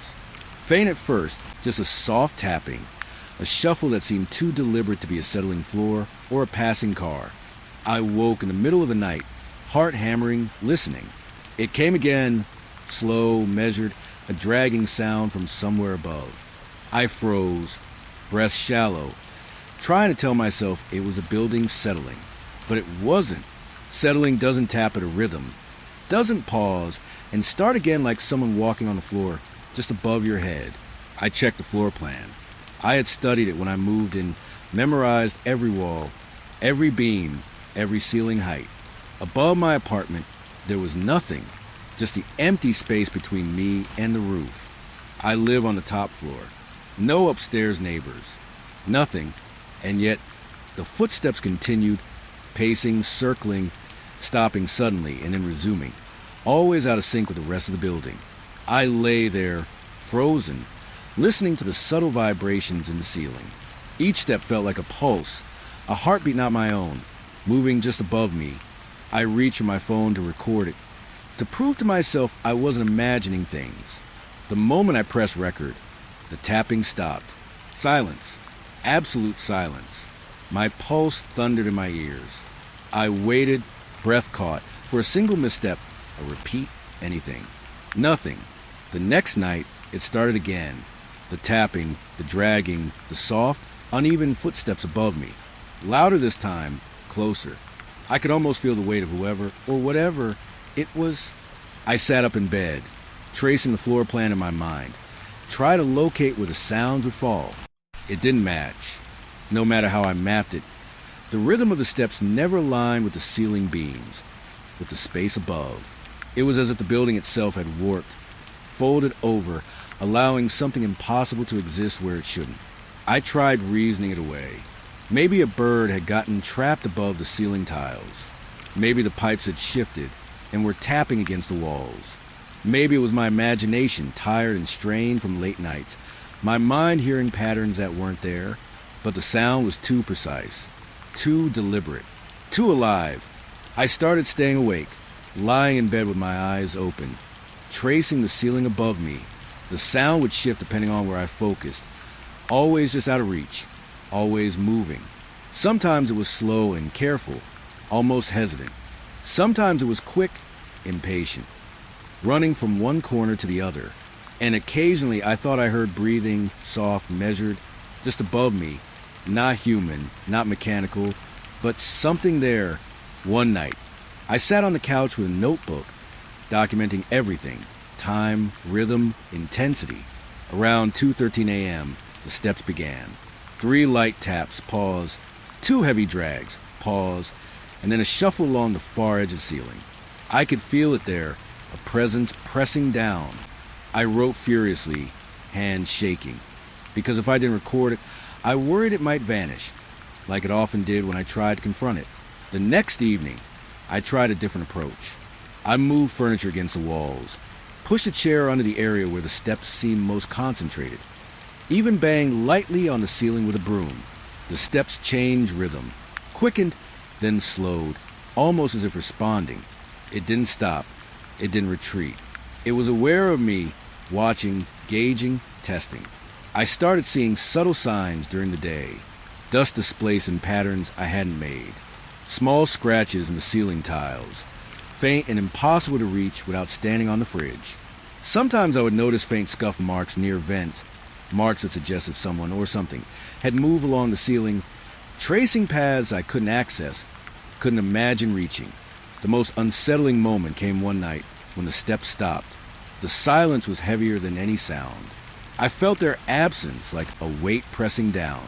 And then a single tap directly above my head. Pause. Another tap.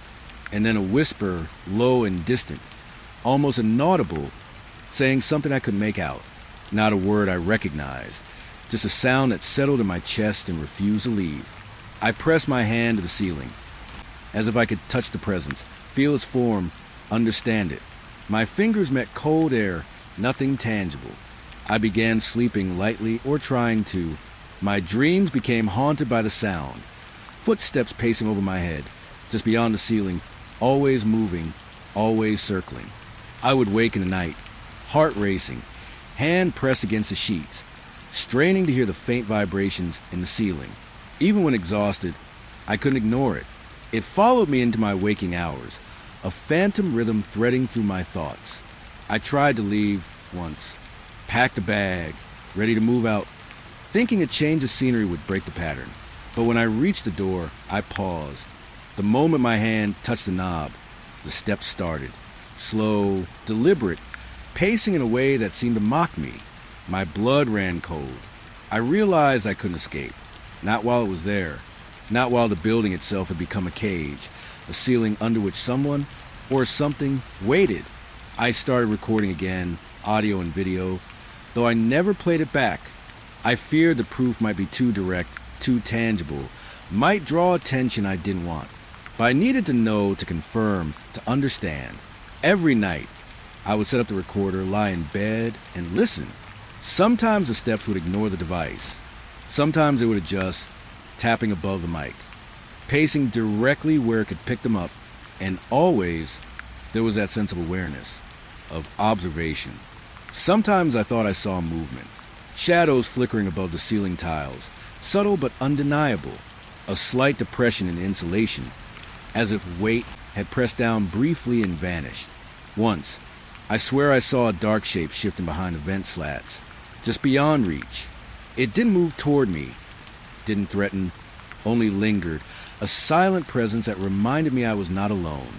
The steps began to form patterns.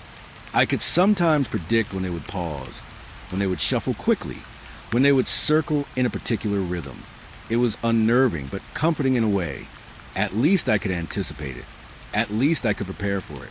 I placed a chair beneath the area of heaviest movement, just to feel grounded. But nothing could truly ground me. It was always above, always just beyond, always aware. I stopped trying to rationalize. The ceiling had become a living thing, a space that shouldn't exist, a weight pressing down, observing, testing. I stopped questioning how. I accepted that logic had no place here. The building itself had changed, or perhaps revealed its true nature. Either way, I could feel the presence in every vibration, every subtle shift of air, every tiny tap against the boards above. I don't know if it knows my name. I don't know if it understands me. But I feel it, always, waiting, moving, patrolling the space just above, pacing in rhythms that don't align with the world below. Sometimes I hear the steps slow, hesitate, as if considering whether to come closer. Other times, they speed, frantic, testing, teasing. I've stopped trying to sleep for long stretches. Rest is impossible when something presses its weight into the very ceiling above you. Some nights, I whisper back, not words, not questions, just murmurs of acknowledgement. I see you. I hear you. The steps respond in kind, shifting rhythm, circling, pausing.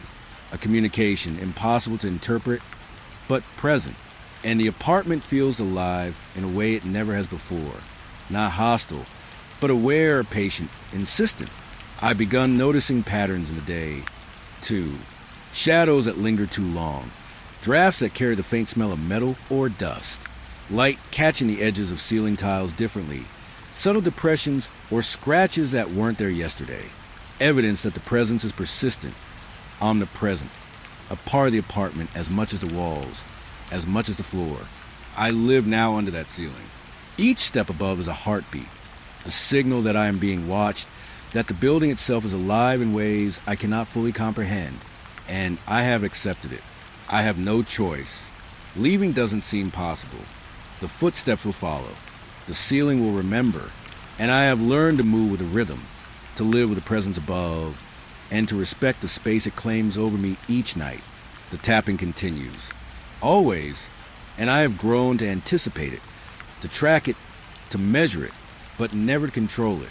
It is patient, it is observant, and I know deep down it will always be above me, pacing, watching, reminding me that the apartment is no longer just a home. It is a living thing, and I am its tenant. I woke to it that morning. The first time it happened, at first, I thought I was dreaming. I rubbed my eyes, squinted at the wall, convinced it was just a trick of the light. But no, the words were there, written across the living room wall, in something dark, streaked, almost wet. Leave. I froze. My heart thudded against my ribs. I wanted to convince myself it was paint, some mark left by the previous tenant, some careless smear I hadn't noticed while unpacking. But the apartment had been spotless. I had checked every corner, every wall. Nothing like this existed before I went to sleep. I stared for a long moment. The letters were jagged, uneven, almost frantic. There was an urgency to them, a desperation I could feel as much as read. My hand shook as I traced the words with my eyes. Leave now. No signature, no explanation, just a command. I touched the wall, half expecting it to be sticky or damp or somehow tangible. Nothing, just cold plaster, smooth and normal. The words were there and not there, like they existed in a space between reality and something else. My stomach churned. I tried to tell myself it was exhaustion, paranoia after nights filled with footsteps and whispers, but my gut screamed differently. I spent that day in a haze, avoiding the wall, pacing the apartment, trying to distract myself. When I finally dared to glance again, the words had changed. New ones had appeared, smaller, scrawled under the first message. You see me. My pulse quickened. I backed away, hands pressed to my chest. I could feel my skin prickle, the hair on my arms standing straight. Something was in the apartment with me, and it wasn't invisible. It was aware, watching. I checked the doors, the windows, the locks. Everything was normal. No forced entry, nothing unusual. And yet, I couldn't shake the sensation that the apartment itself had shifted. The air felt thicker, heavier, as if the presence that left the messages had filled the room with itself. And I realized it didn't need to be here physically. It didn't need a body. It existed in the corners, in the walls, in the very air I breathed. The next morning, I woke to more writing. This time in the bedroom, along the wall opposite my bed. Don't ignore me. I could almost hear the letters being etched. A faint scratching sound that vanished when I tried to focus. The strokes of the words were precise, deliberate, almost surgical, but chaotic, angry. I ran my fingers along the wall. Smooth, cold, empty. I started photographing them, documenting the messages, trying to keep a record. Each time I thought I had caught every word, every shape. The writing changed overnight. New phrases appeared, threats, questions. Sometimes simple, I am here. Sometimes longer, chillingly intimate. You can't hide. I felt seen, exposed, vulnerable. And the worst part, no matter how much I documented, no one else could see them. I tried showing friends, colleagues, even the landlord. No one, just me. I began noticing the subtle signs leading up to the messages. Slight scratches along door frames, dust displacement patterns, faint smudges on the mirrors that vanished when I leaned in, and always, a feeling of being watched. I would glance at a corner, a shadow, and catch nothing, but I knew it was there, patient, waiting for me to notice. I tried cleaning the walls, scrubbing with every cleaner I could find, paint over the messages, but every morning new words appeared. Sometimes in the same spot, sometimes spread across the room, and always they spoke to me in ways no one else could read. I began leaving notes of my own, messages of defiance or desperation. Leave? I can't. And some nights, I thought I felt a response, a subtle shift in the air, a faint chill like acknowledgement. I stopped sleeping, or at least I stopped sleeping through the night. Every creak of the building, every whisper wind, every distant sound made me leap from bed, flashlight in hand, checking every wall, every shadow. The messages weren't confined to the obvious surfaces anymore. Faint letters appeared on ceilings, corners, behind doors. The apartment had grown, or maybe it had always been this way, waiting for me to notice. I started hearing it in the background, too. A faint scratching, almost musical, almost linguistic. Not consistent, never loud, but always present. I could feel it in my chest, as if the apartment itself had a heartbeat, echoing in rhythm with the messages, pulsing with intent. I would lie on the floor, tracing the letters with my fingers, try and make sense of the language, but it made no sense. Not in a conventional way. Only in a way I felt in my gut. A dark comprehension that I was not alone. One night, I woke to a message that wasn't there before I slept. Large, sprawling across the living room wall. You know I'm here. The letters were jagged, almost clawed into the plaster. And then, beneath them, smaller, a single word, always. I could feel the weight of it, the threat unspoken but absolute. My chest tightened. My fingers trembled. I wanted to run. I wanted to scream. But I couldn't. My body refused. I was frozen, trapped in the presence that had claimed the apartment as its own. I tried reasoning with it. I spoke aloud sometimes, soft words, half laughing, half pleading. I see you. I know you're here. Just leave me alone. Nothing. Only the air shifting. And sometimes, after a moment, I'd see the faintest trace of smudge along the wall, like a hand brushing across the plaster, a reminder that it had heard me, had acknowledged me. I started noticing patterns in the messages. Certain letters repeated. Certain symbols reappeared. It wasn't random. It had rhythm, purpose, intention. I began trying to predict it, almost like studying an animal, watching for behavioral cues. And every night, my fear deepened, because I realized it wasn't chaotic. It wasn't aimless. It was patient, calculating, waiting for me to understand something I wasn't meant to understand. Some days I thought about moving, packing up, leaving the apartment behind, starting over somewhere else. But the messages always stopped me. I knew it would follow, or perhaps it would wait for me in the next place. Patient, invisible, persistent. And I realized I couldn't escape it. Not completely. I could only exist within its gaze, within its awareness. I began leaving small markers for myself, like breadcrumbs, notes, symbols, chalk lines along corners. Little things to see if it responded, if it acknowledged my attempts to engage. And it did. Always. The messages shifted subtly, sometimes defaced my markers, sometimes ignored them, sometimes aligned with them. It was a dialogue of sorts, though not one I could understand with words alone. The fear became more intimate. The apartment seemed alive, attuned to my movements, anticipating my reactions. Every time I sat at the kitchen table, I could feel it there, hovering, waiting. Every time I tried to sleep, I could hear the faint scratching in the background, the subtle pressure of presence, and the messages were constant. A conversation I hadn't asked for but could not escape. I've tried to distract myself, to occupy my mind with work, television, anything to break the focus. But the moment I relax, the messages grow bolder, more direct. Look at me. I see you. Don't think you're alone. I've stopped leaving the apartment unlocked. I check the walls, the windows, the vents, but it doesn't matter. I know it is there, patient, waiting for me to notice. The worst part is the intimacy. It doesn't just watch. It knows. It responds. It understands patterns I try to hide. It knows when I'm scared, when I'm tired, when I'm distracted. And each night, it leaves another message, another reminder. I've begun talking to myself aloud to calm the panic, whispering assurances that I can't really believe, because deep down I know the apartment is no longer mine. It belongs to something else, something patient, calculating, and aware of every move I make.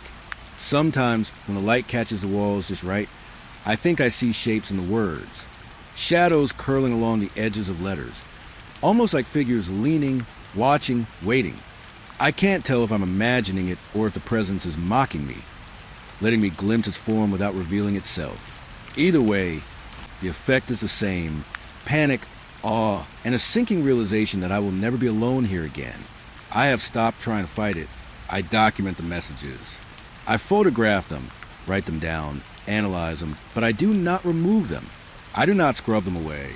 I know that would provoke it, and I know deep down I cannot remove it. I cannot escape it. I can only exist under its gaze, in the presence of the apartment that watches, responds, and waits. It leaves the messages because it wants acknowledgement. It leaves them to remind me of its presence, to claim the space, to force me to recognize the reality that I am not alone. And I have accepted that. I live with it now, documenting, noting, moving carefully, every day.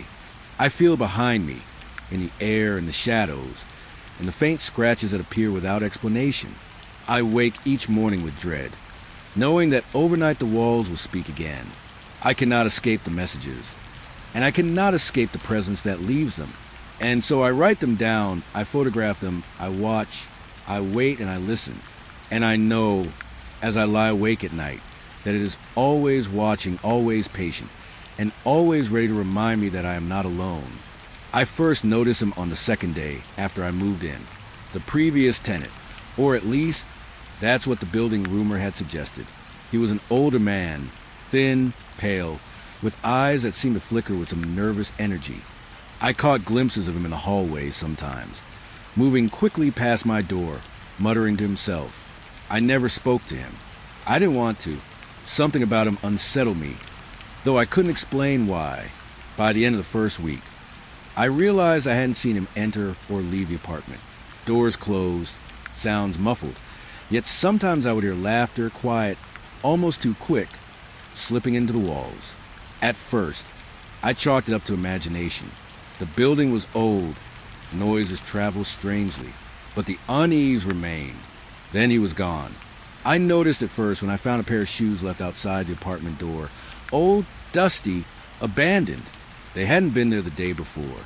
I thought maybe he'd gone out for groceries or something, but the shoes weren't moved for days. I asked the other tenants, but they looked at me blankly, some even confused. Who? One asked. What previous tenant? No one's lived here before you. I laughed nervously, trying to shrug it off. Maybe the rumor was wrong. Maybe I had just imagined the old man, a fragment of some story that stuck in my mind. But then things started happening. Small, subtle things. A light flickering in the hallway that wasn't mine. The faint sound of a key turning in a lock, though my door had never been touched. And sometimes when I walked past the apartment next to mine, I could swear I saw shadows moving behind the curtains, though the window was supposed to be empty. I tried the police when it escalated. I told them about the previous tenant, about the shoes, the shadows, the sounds. They looked at me like I'd lost my mind. There's never been a tenant here, the officer said. Not ever. Check the records. It's a new apartment just listed. I asked to see the records. Blank. Empty. Nothing. I walked out, stomach turning, head buzzing with disbelief. The next night, I woke to a noise outside my apartment door. A soft shuffling, almost hesitant. I lay in bed, heart hammering, waiting, and then a knock. One, slow, deliberate. I didn't answer. My hands gripped the sheets, my fingers white. The knock repeated, and then it stopped. Silence. Complete silence. But the pressure remained, the sensation that someone was there, right outside, watching, waiting. I started leaving my door ajar just slightly, peeking into the hallway when I thought no one could see. Shadows, flickers, movement, always just out of reach, as if the hallway itself had swallowed the person whole. The shoes never moved. The door never opened. And yet, I knew I wasn't alone. Something lingered, something that had lived here before, or perhaps existed in some other way entirely. I began keeping a journal, recording the noises, the shadows, the strange occurrences. Every night, the sounds grew more pronounced. Footsteps pacing the hallway, stops outside my door, faint murmurs I couldn't understand. Sometimes I heard a low laugh, almost human, almost familiar. And sometimes I could swear I heard my name whispered, a softness that made the skin on my neck crawl. I tried confronting it, speaking aloud, reasoning with whatever was here. I don't know who you are. You're not real. You can't be real. The apartment answered with silence. Or maybe it answered with more footsteps, more shadows, the faint smell of tobacco smoke, like someone had just exhaled in the empty hallway. And I realized that the building itself had become complicit, holding its breath, bending reality around me, hiding whatever had existed here before. One night, I woke to find the shoes gone. My first thought was relief. Maybe he, whatever it was, had left. But then I noticed footprints in the dust along the hallway floor. Small, narrow, deliberate, leading toward the stairwell. I followed them, careful not to make a sound. At the bottom of the stairs, nothing, just empty steps, fading into darkness. I called the police again. They refused to come. We've told you, the dispatcher said, voice flat calm. There's no tenant. There never has been. Maybe you should see someone. I stopped calling after that. There was no point, no record, no reality to anchor this presence. It was like he had never existed. Yet I had seen him. I had felt him. And the apartment seemed to mock me with his absence, leaving traces that only I could perceive. The nights grew worse. The noises became intentional. Footsteps pacing outside my door in patterns. Soft scuffing across the floor, faint taps on the walls. Sometimes, the knocks would stop in the middle of the night, replaced by the creaking of a chair moving in the hallway, though no furniture existed there. And always, I felt watched. I started noticing other signs of presence. Objects slightly displaced when I returned from the bathroom. Small marks on the walls that hadn't been there before. Tiny scratches along door frames. Faint whispers when I tried to sleep, incoherent, but unmistakably human. And I began to wonder if the apartment itself was alive, remembering the tenant who had vanished. Or if it was just waiting for me to notice. One morning, I found a note slipped under my door. Handwritten, messy, jagged. Don't trust the records. My hand shook as I picked it up. I had no idea who had left it. No fingerprints. No one around. And yet, the note had appeared overnight. I folded it carefully, my mind racing, and kept it with me for days. It was a warning, or a taunt. I couldn't tell which. I tried talking to neighbors, but they acted as though nothing was unusual. What previous tenant? They asked, puzzled. This apartment is brand new. You're the first resident. One even laughed, kindly, as though I'd made a joke I didn't understand. I left, shaking, stomach tight. Their certainty terrified me more than the noises, more than the shadows. If no one remembered him, if no one believed, then what had I seen? The more I thought about it, the more I realized how thin reality had become. The building, the hallway, the apartment, they were all familiar but subtly wrong. Shadows didn't match sources of light.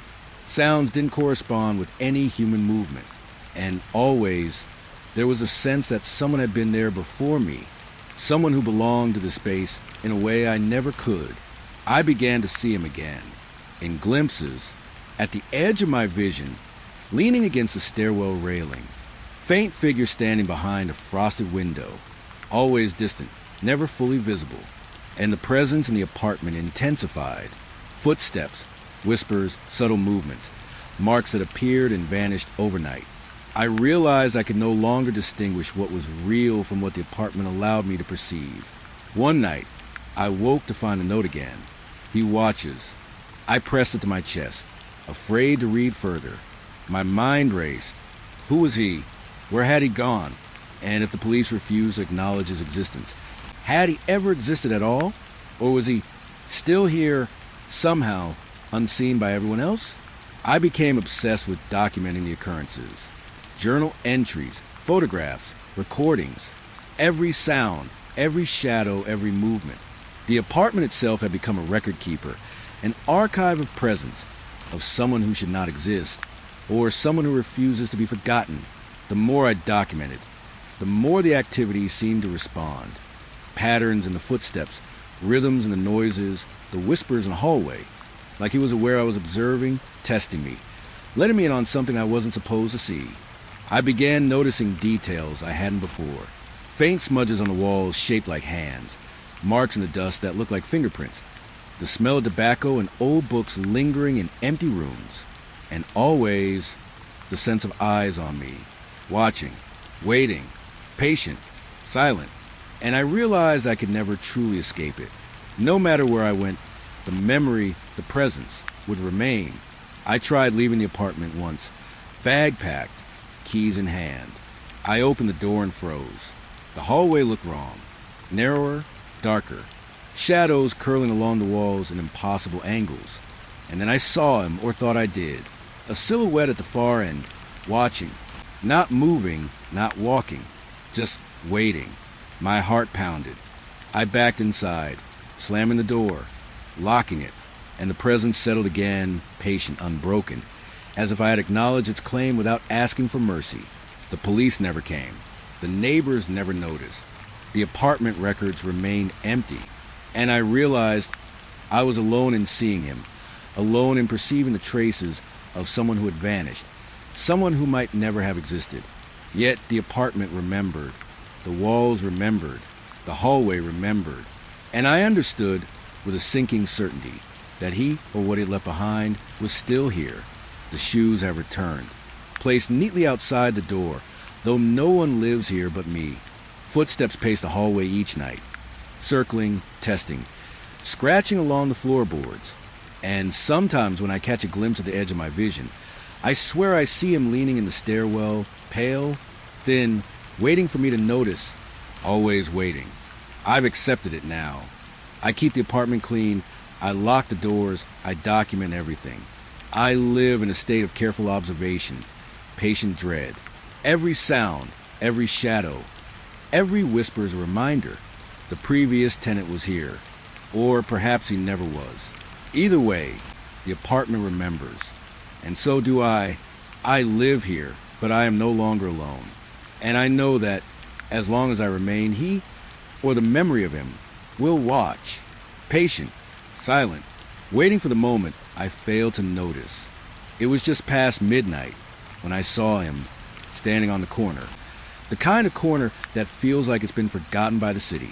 The street lamps flicker like they couldn't decide whether to stay alive or die, and the air smelled damp, like rain had kissed the asphalt hours ago and left its cold behind. I slowed my taxi as I approached, squinting through the grime-smeared windshield. He was wearing a long coat, the collar pulled up high, almost swallowing the back of his neck. No hat, no bag. Just him, still, waiting. I rolled down the window, and he raised a hand slightly, barely a gesture, almost like he was unsure if I would notice him.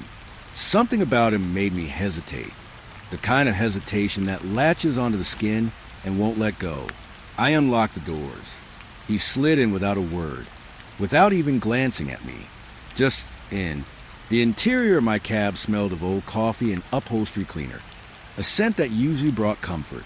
Tonight, it felt sour, oppressive. I cleared my throat. Where to? No response.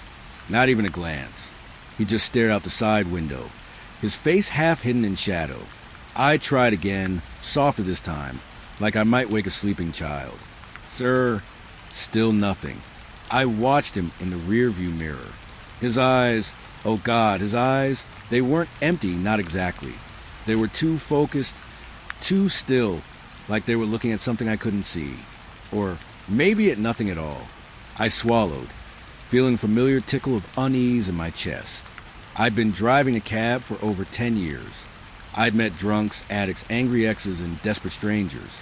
But this wasn't like anything I'd ever seen. I started driving, keeping my tone light, hoping words might coax him out. It's a late night, huh? Not many people out this far. A slight shrug, almost imperceptible. That was all I got. Minutes passed. The city shrank behind us, replaced by stretches of dark streets where streetlights came in sparse, trembling bursts. The air in the cab felt heavier with each mile, thicker. I could feel my hands gripping the wheel tighter, my knuckles pale. I glanced at him again. He hadn't moved. He hadn't breathed in a way I could see. And still he stared ahead. I considered asking if he was okay. Most people talk when they're scared or tired, or just themselves. But some instinct buried deep told me not to break the silence. It felt safer to let it stretch, even as it pressed down on my chest. I tried small talk, the usual filler people use when the road feels too long. Long day. I asked. Nothing. The silence was so loud. It sounded like the engine of the cab was the only thing alive in the world. And yet, every now and then, I thought I heard something else, like a soft breath or a shifting movement. I'd glance back, and he'd be still, as though I'd imagined it. My pulse started to rise, each beat echoing in my ears louder than the last. I wanted to pull over, to ask him to speak, to tell me something, anything. But I didn't, because somewhere inside, I felt like asking to break something. Not just in him, but in the night itself. We drove past empty parks where swings squeaked in the wind, past buildings that stared down at the street like they were listening. I kept expecting him to say something, anything, but the silence became its own presence, a companion I couldn't shake. I tried to make sense of it. Was he deaf? Could he speak? Or was it something else, something darker that kept him quiet?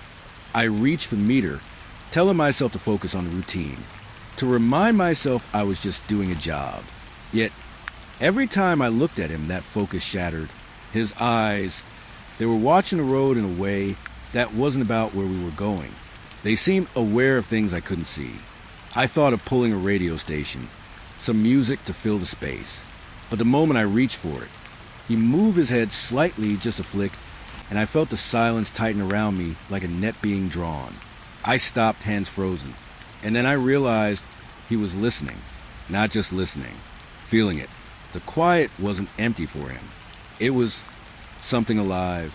The streetlights began to fade into stretches of darkness, and the shadows in the back seat seemed to grow longer.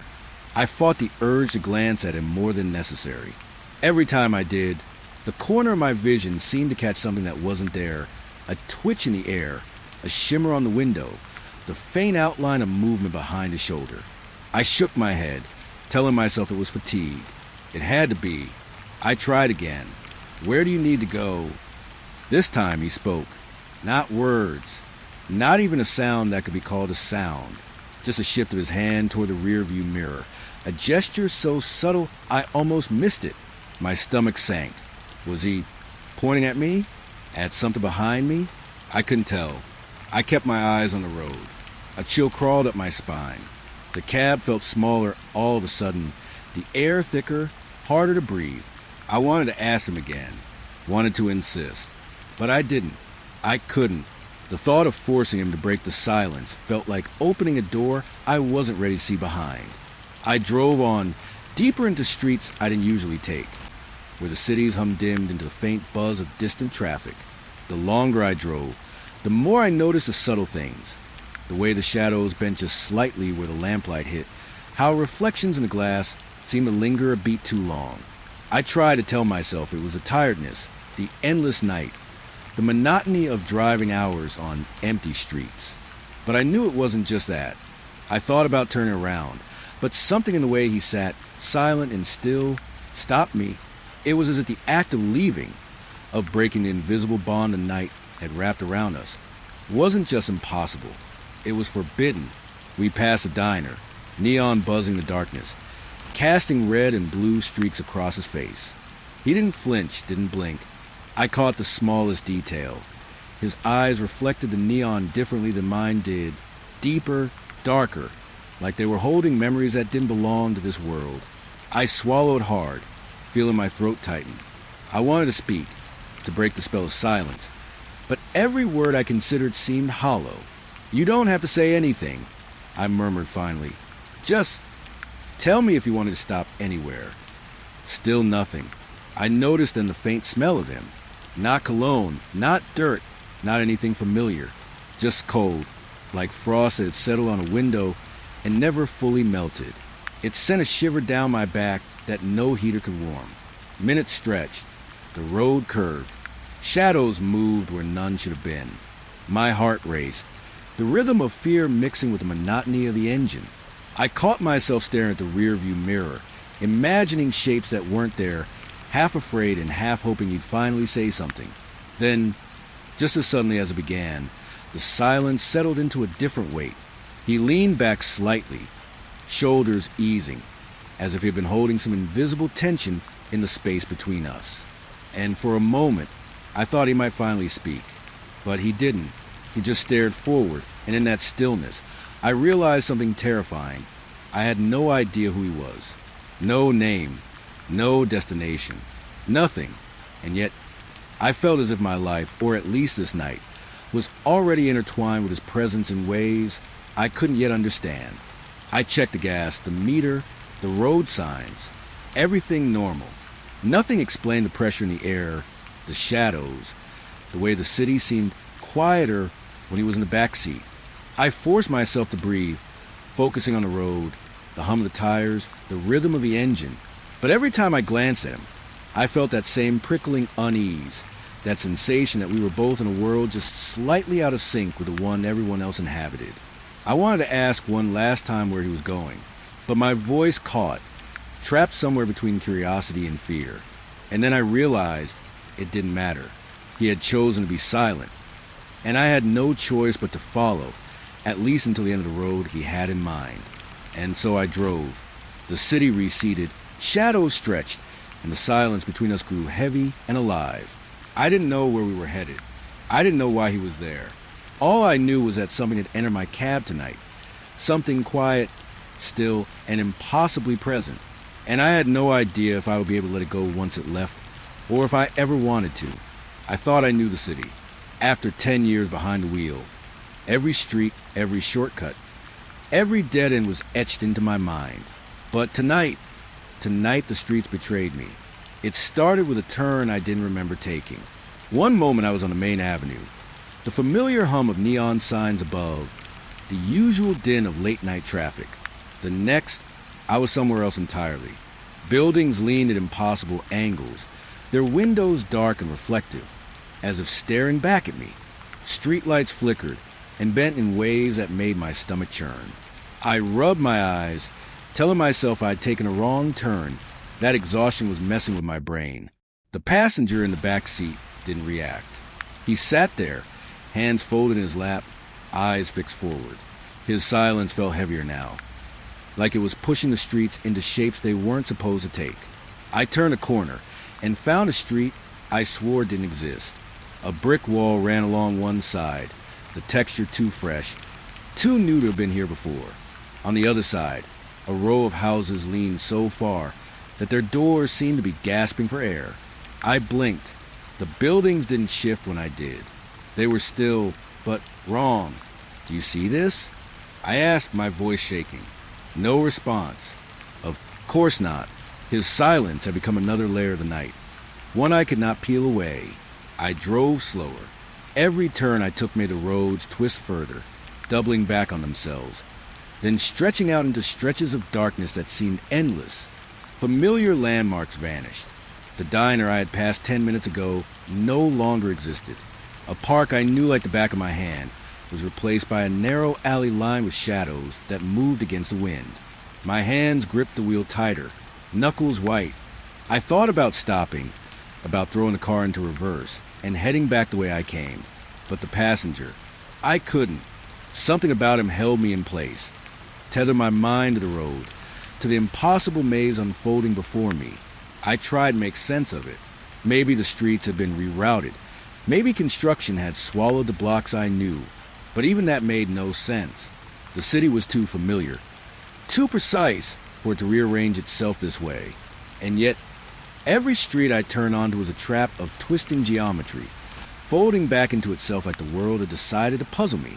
A fog began to rise, thin at first, crawling along the edges of pavement. It wrapped around the car, pressing cold fingers against the glass. I could barely see beyond a few meters. The passenger didn't flinch. He didn't acknowledge it. And that made it worse. I wanted to ask him what was happening, wanted to demand some explanation, even a lie. But my voice seemed weak, swallowed by the fog, my own fear. Streetlights appeared ahead, but they were wrong too. Their poles bent, twisted like they were trying to bow to some unseen force. The lights flickered in time with my heartbeat, illuminating shapes that weren't there when I looked directly, only glimpsed in my peripheral vision. Shadows stretched and snapped back, as if mocking me. I tightened my grip on the wheel, telling myself to stay calm, to breathe. But every breath tasted cold and metallic, filling my lungs with tension. I tried to orient myself. I looked for the river, a bridge, anything that would anchor me. But the landmarks I relied on were gone. Even the street signs were wrong. Letters stretched and warped.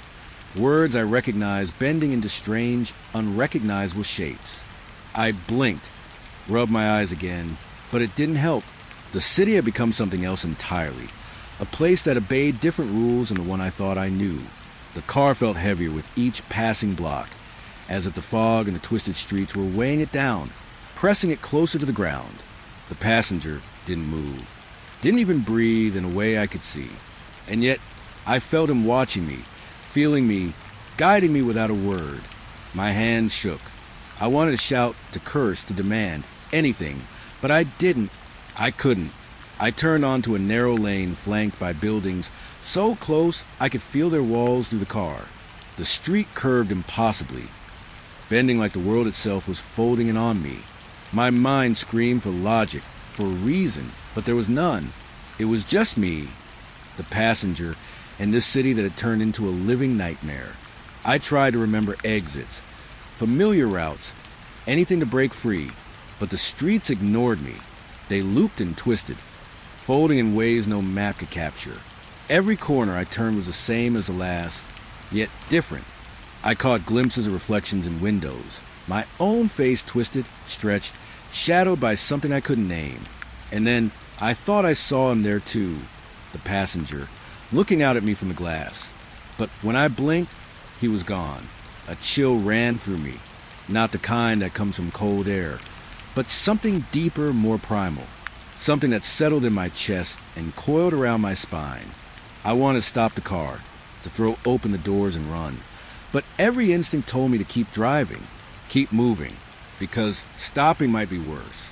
I passed what looked like a familiar intersection, or maybe it was just similar. The lights above flickered, strobing, disorienting. Buildings leaned closer, their shadows pooling on the street like liquid. I could hear my own heartbeat in my ears, loud and ragged. The fog pressed harder now, curling around the tires, creeping along the hood. It smelled like damp stone and decay, something old and waiting. I stole a glance at the passenger. He was calm, too calm. His hands rested in his lap, eyes forward. But I could feel him through the back of my skull, a presence that filled the cab and the streets beyond. I realized then that it wasn't the fog, the twisting streets, or the impossible buildings that were the true terror. It was him, his silence, his stillness, the way the night bent around him. I tried to speak. Where are we? The word sounded absurd, even to me. The streets themselves seemed to laugh in response, curving tighter, bending away from any answer. He didn't answer. Of course he didn't. I drove on, Every turn took me deeper into the maze. A familiar park appeared, but wrong. The fountain at its center was dry, cracked, and tilting at a precarious angle. Trees grew in impossible shapes, branches twisted into knots that should not exist. I wanted to leave, to escape, but the streets wouldn't let me. Each path I took returned me to another twist, another corner, another impossible alignment of buildings. Hours, or maybe minutes, passed. Time lost meaning. I couldn't tell if the sun had set hours ago or if it had never risen. The city around me was alive in its own way, breathing, folding, bending, watching. And through it all, the passenger remained silent, an anchor in the storm of impossibility. I began to question my own mind. Was I dreaming, hallucinating, or was this really happening? The road seemed to sense my fear, shifting and curling around me, forcing me to confront my own helplessness. I gripped the wheel until my hands ached, forcing myself to stay on the road, to keep moving. Because if I truly stopped, I had no idea what would happen. I realized then that I wasn't just lost. I was trapped, not by streets, not by fog, not by impossible architecture. I was trapped by the city itself, reshaped by some unseen hand. And the passenger, he was part of it, or perhaps he had always been, always guiding me through the bending streets, the disappearing landmarks, the night that refused to end. And yet, somewhere deep in me, a small, stubborn part refused to surrender. I would find my way out. I had to, because if I didn't even want to think about what would become of me in a city that could fold over itself like this. The silent passenger who watched and waited, guiding me toward, I didn't know what. The streets continued to twist. The city continued to bend. The fog pressed closer. And I drove, heart pounding, mind fraying, yet still moving forward, into a nightmare that had once been familiar, but was now impossibly, terrifyingly unknown. When we first saw the farmhouse, it looked like a painting, weathered wood, peeling paint, a crooked chimney that seemed to lean on the sky itself. Surrounded by endless fields, it felt small, fragile against a stretch of land. My wife, Emma, squeezed my hand, her excitement barely contained, but I felt something else, a quiet pressure in the air, like the house was holding its breath, waiting for something. The locals had warned us. Not outright, not with threats, but in the way they looked at the house when we asked about it. Eyes that shifted, words that stumbled. Old place, one man said. Things happen there. Strange things. Strange things. He didn't elaborate. I didn't push. There was something in the way he said it, a weight I couldn't shake. Driving down the long dirt road toward the house, the world seemed to shrink. Trees arched over the road, their branches scratching the windshield like desperate fingers. Emma hummed, trying to lighten the mood, but her voice was swallowed by the wind. Even the car engine sounded wrong, muted and hollow, as if it was afraid to disturb the quiet. When we pulled up to the farmhouse, the air hit me in a way I hadn't expected. Cold, still, heavy. It wasn't the wind, it was the house itself, like it had been waiting for decades, standing alone, and now we had arrived. I stepped out first. The ground beneath my boots was dry, cracked, with weeds curling up from cracks in the stone path. Every step made a crunch that sounded like it echoed for miles. Emma came out next, smiling, brushing imaginary dust off her jeans. "It's perfect," she said, and I wanted to agree. I wanted to see the excitement in her eyes instead of the unease curling in my chest. But the feeling didn't leave. It settled there, growing, feeding on the silence around us. The front door was heavy, the kind that groaned in protest when you push it open. Inside, the air smelled faintly of earth and decay, a mingling of damp wood, and something older, darker. My boots scuffed the floorboards, and the sound bounced off the walls in a way that made me tense. Emma wandered ahead, calling out about the kitchen, the bedrooms, the high ceilings. Her voice sounded thin, swallowed by the vastness of the place. We didn't see anyone else. Not a neighbor, not a car, not even a bird. Just the wind, moving through broken panes and shuttered windows. I found myself staring at the walls, noticing stains I hadn't expected, cracks that formed patterns that shouldn't exist. The house felt alive, like it watched us, waiting for us to make a mistake. Later, as we carried boxes into the living room, I heard at first a faint tapping, like a finger drumming on wood. I froze. Emma looked up, puzzled, but said nothing. I strained to listen. The sound stopped just as suddenly as it began, leaving only the weight of silence. That night, the wind picked up. It rattled the windows, shook the shutters, but there were other sounds too.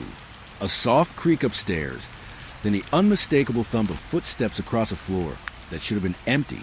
I told myself it was the house settling. Old houses did that. The wood expanded, shifted.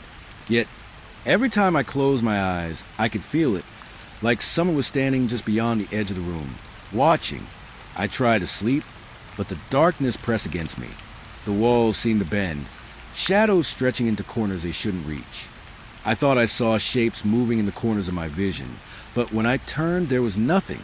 Only the house, silent and still, yet impossible to ignore. In the morning, I walked outside, needing air. The field stretched endlessly, and the farmhouse looked smaller somehow, swallowed by the vastness around it. The wind carried voices, or maybe it was just a rustle of leaves, whispers that sounded almost like words. The locals' warning came back to me. Strange things. What had they meant?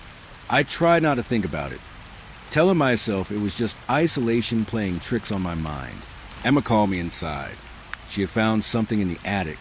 Dust covered everything, but among the cobwebs were old photographs, yellow with age. Faces stared back at us, some smiling, some twisted into expressions I couldn't read. One photo showed a family much like ours, posed in front of the same house. My stomach twisted. The date scratched into the corner said 70 years ago. I turned the photo over, hoping for something, names, a story, but there was nothing, just the image staring back at me, and the creeping certainty that we were not the first to arrive here. That night, the house seemed louder. Every creak, every groan, every sigh of the wind felt deliberate, targeted.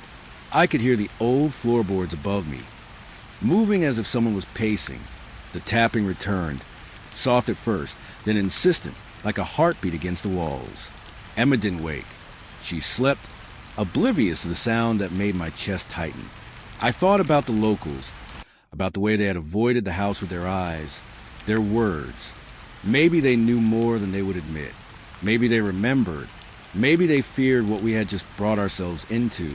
The hours crawled. I watched shadows stretch and curl across the walls, twisting into forms that teased recognition before melting away.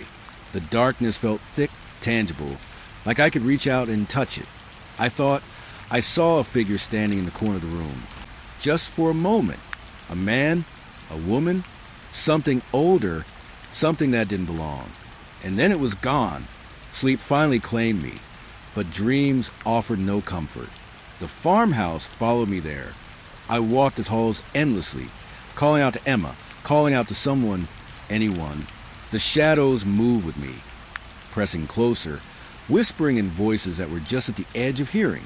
I woke to the sound of footsteps again. This time, Emma stirred, murmuring something about someone in the hallway. I told her it was nothing, just the house. But even as I said it, I wasn't sure I believed it. By morning, the air felt heavier. The isolation pressed on us, heavier than the sun, or the fields, or the wind. The house had settled into us, and we into it. The locals' warnings weren't about the history in books, or the cracks in the walls, or the peeling paint. They were about the presence, the weight, the awareness, the way it felt as though the house had been waiting. And now that we were here, it was awake. I walked the property again, trying to find something familiar, something grounding. But the longer I looked, the more the edges blurred. Fences seemed farther away than they should be. Trees shifted subtly when I blinked. Even a road that led here felt different, twisting subtly like it wasn't meant to be traced back. Emma joined me, smiling, trying to reassure both of us. She was eager, optimistic. I envied her. I wanted to share her certainty, her innocence. But every step I took across the cracked path, every glance at the crooked windows, reminded me that we were not just in a house. We were in a place with memory, with intent. a place that remembered who had come before and who would come next. The farmhouse loomed behind us as the sun fell lower, casting long shadows across the fields.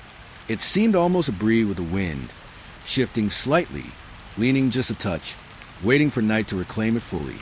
I could feel it in my chest, the same way I had felt the first time I laid eyes on it. Silent, watching, waiting.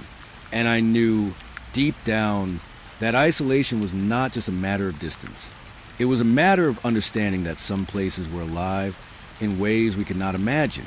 And this farmhouse, it had been alive for a long time, waiting for us. It was just past midnight when I saw him standing on the corner, the kind of corner that feels like it's been forgotten by the city. The street lamps flickered like they couldn't decide whether to stay alive or die, and the air smelled damp, like rain had kissed the asphalt hours ago and left its cold behind. I slowed my taxi as I approached, squinting through the grime-smeared windshield. He was wearing a long coat, the collar pulled up high, almost swallowing the back of his neck. No hat, no bag. Just him, still, waiting. I rolled down the window, and he raised a hand slightly, barely a gesture, almost like he was unsure if I would notice him. Something about him made me hesitate, the kind of hesitation that latches onto the skin and won't let go. I unlocked the doors. He slid in without a word, without even glancing at me. Just then, the interior of my cab smelled of old coffee and upholstery cleaner, a scent that usually brought comfort. Tonight, it felt sour, oppressive. I cleared my throat. Where to? No response. Not even a glance. He just stared out the side window, his face half hidden in shadow. I tried again, softer this time, like I might wake a sleeping child. Sir, still nothing. I watched him in the rear view mirror. His eyes, oh God, his eyes, they weren't empty, not exactly. They were too focused, too still, like they were looking at something I couldn't see, or maybe at nothing at all. I swallowed, feeling the familiar tickle of unease in my chest. I'd been driving a cab for over 10 years. I'd met drunks, addicts, angry exes, and desperate strangers. But this wasn't like anything I'd ever seen. I started driving, keeping my tone light, hoping words might coax him out. It's a late night, huh? Not many people out this far. A slight shrug, almost imperceptible. That was all I got. Minutes passed. The city shrank behind us, replaced by stretches of dark streets where streetlights came in sparse, trembling bursts. The air in the cab felt heavier, with each mile thicker. I could feel my hands gripping the wheel tighter, my knuckles pale. I glanced at him again. He hadn't moved. He hadn't breathed in a way I could see. And still he stared ahead. I considered asking if he was okay. Most people talk when they're scared or tired or just themselves. But some instinct buried deep told me not to break the silence. It felt safer to let it stretch, even as it pressed down on my chest. I tried small talk, the usual filler people use when the road feels too long. Long day? I asked. Nothing. The silence was so loud. It sounded like the engine of the cab was the only thing alive in the world. And yet, every now and then, I thought I heard something else, like a soft breath or a shifting movement. I glanced back, and he'd be still as though I'd imagined it. My pulse started to rise, each beat echoing in my ears louder than the last. I wanted to pull over, to ask him to speak, to tell me something, anything, but I didn't, because somewhere inside, I felt like asking could break something, not just in him, but in the night itself. We drove past empty parks where swings squeaked in the wind, past buildings that stared down at the street like they were listening. I kept expecting him to say something, anything, but the silence became its own presence, a companion I couldn't shake. I tried to make sense of it. Was he deaf? Could he speak? Or was it something else, something darker that kept him quiet? I reached for the meter, telling myself to focus on the routine, to remind myself I was just doing a job. Yet, every time I looked at him, that focus shattered. His eyes, they were watching the road in a way that wasn't about where we were going. They seemed aware of things I couldn't see. I thought of pulling a radio station, some music to fill the space. But the moment I reached for it, he moved his head slightly, just a flick, and I felt the silence tighten around me like a net being drawn. I stopped, hands frozen, and then I realized he was listening, not just listening, feeling it. The quiet wasn't empty for him. It was something alive. The streetlights began to fade into stretches of darkness, and the shadows in the back seat seemed to grow longer. I fought the urge to glance at him more than necessary. Every time I did, the corner of my vision seemed to catch something that wasn't there, a twitch in the air, a shimmer on the window, the faint outline of movement behind his shoulder.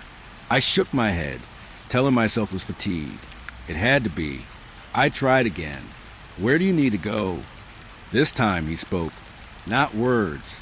Not even a sound that could be called a sound. Just a shift of his hand toward the rearview mirror.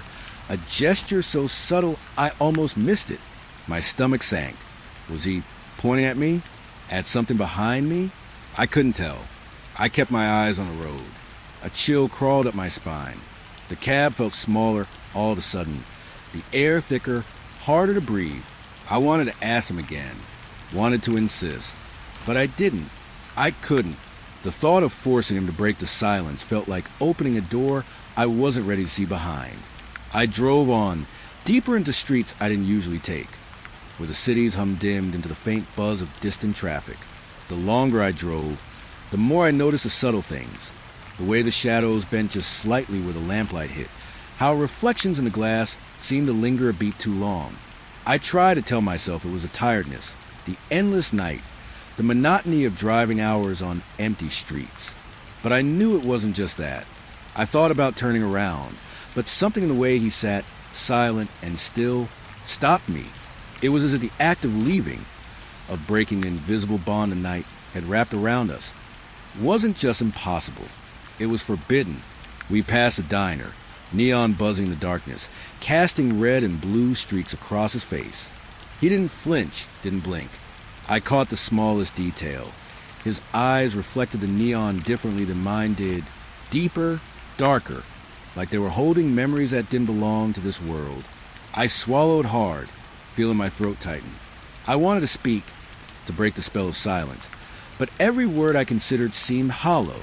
You don't have to say anything, I murmured finally. Just tell me if you want me to stop anywhere. Still nothing. I noticed in the faint smell of him. Not cologne, not dirt, not anything familiar. Just cold, like frost that had settled on a window and never fully melted. It sent a shiver down my back that no heater could warm. Minutes stretched. The road curved. Shadows moved where none should have been. My heart raced. The rhythm of fear mixing with the monotony of the engine. I caught myself staring at the rearview mirror, imagining shapes that weren't there, half afraid and half hoping he'd finally say something. Then, just as suddenly as it began, the silence settled into a different weight. He leaned back slightly, shoulders easing, as if he'd been holding some invisible tension in the space between us. And for a moment, I thought he might finally speak. But he didn't. He just stared forward, and in that stillness, I realized something terrifying. I had no idea who he was. No name, no destination, nothing. And yet, I felt as if my life, or at least this night, was already intertwined with his presence in ways I couldn't yet understand. I checked the gas, the meter, the road signs. Everything normal. Nothing explained the pressure in the air, the shadows, the way the city seemed quieter when he was in the back seat. I forced myself to breathe, focusing on the road, the hum of the tires, the rhythm of the engine. But every time I glanced at him, I felt that same prickling unease, that sensation that we were both in a world just slightly out of sync with the one everyone else inhabited. I wanted to ask one last time where he was going, but my voice caught, trapped somewhere between curiosity and fear. And then I realized it didn't matter. He had chosen to be silent, and I had no choice but to follow, at least until the end of the road he had in mind. And so I drove. The city receded, shadows stretched, and the silence between us grew heavy and alive. I didn't know where we were headed. I didn't know why he was there. All I knew was that something had entered my cab tonight. Something quiet, still, and impossibly present. And I had no idea if I would be able to let it go once it left, or if I ever wanted to. I thought I knew the city. After 10 years behind the wheel, every street, every shortcut, every dead end was etched into my mind. But tonight the streets betrayed me. It started with a turn I didn't remember taking. One moment I was on the main avenue, the familiar hum of neon signs above, the usual din of late-night traffic. The next, I was somewhere else entirely. Buildings leaned at impossible angles, their windows dark and reflective, as if staring back at me. Streetlights flickered and bent in ways that made my stomach churn. I rubbed my eyes, telling myself I'd taken a wrong turn, that exhaustion was messing with my brain. The passenger in the back seat didn't react. He sat there, hands folded in his lap, eyes fixed forward. His silence felt heavier now, like it was pushing the streets into shapes they weren't supposed to take. I turned a corner and found a street I swore didn't exist. A brick wall ran along one side, the texture too fresh, too new to have been here before. On the other side, a row of houses leaned so far that their doors seemed to be gasping for air. I blinked. The buildings didn't shift when I did. They were still, but wrong. Do you see this? I asked, my voice shaking. No response. Of course not. His silence had become another layer of the night, one I could not peel away. I drove slower. Every turn I took made the roads twist further, doubling back on themselves, then stretching out into stretches of darkness that seemed endless. Familiar landmarks vanished. The diner I had passed 10 minutes ago no longer existed.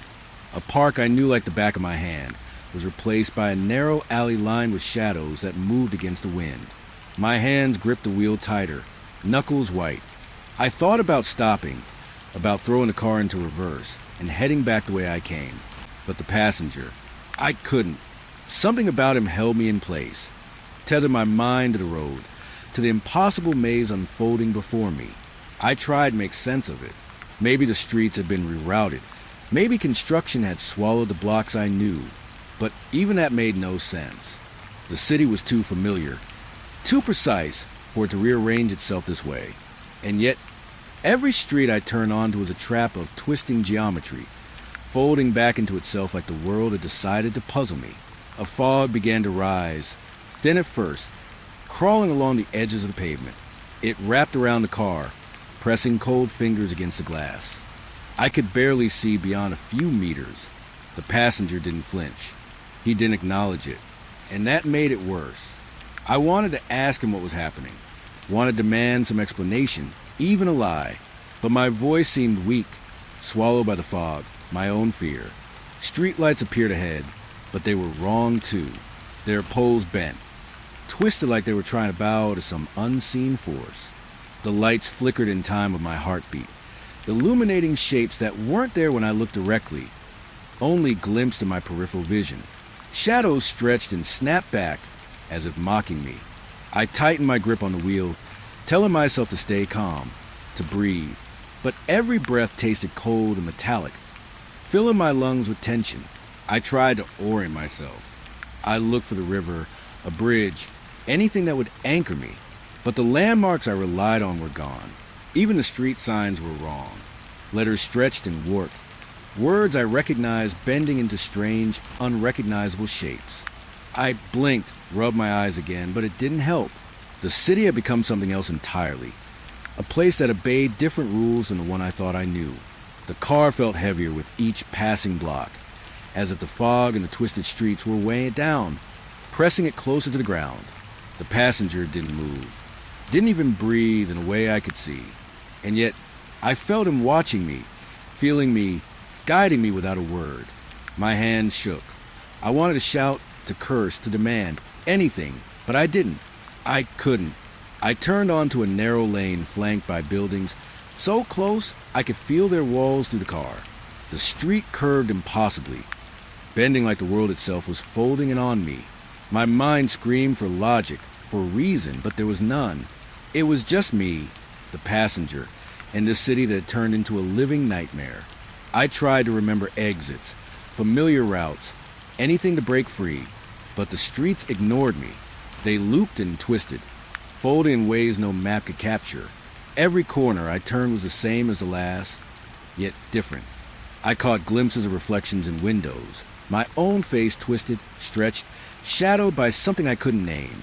And then I thought I saw him there too, the passenger, looking out at me from the glass. But when I blinked, he was gone. A chill ran through me, not the kind that comes from cold air, but something deeper, more primal, something that settled in my chest and coiled around my spine. I wanted to stop the car, to throw open the doors and run, but every instinct told me to keep driving, keep moving, because stopping might be worse.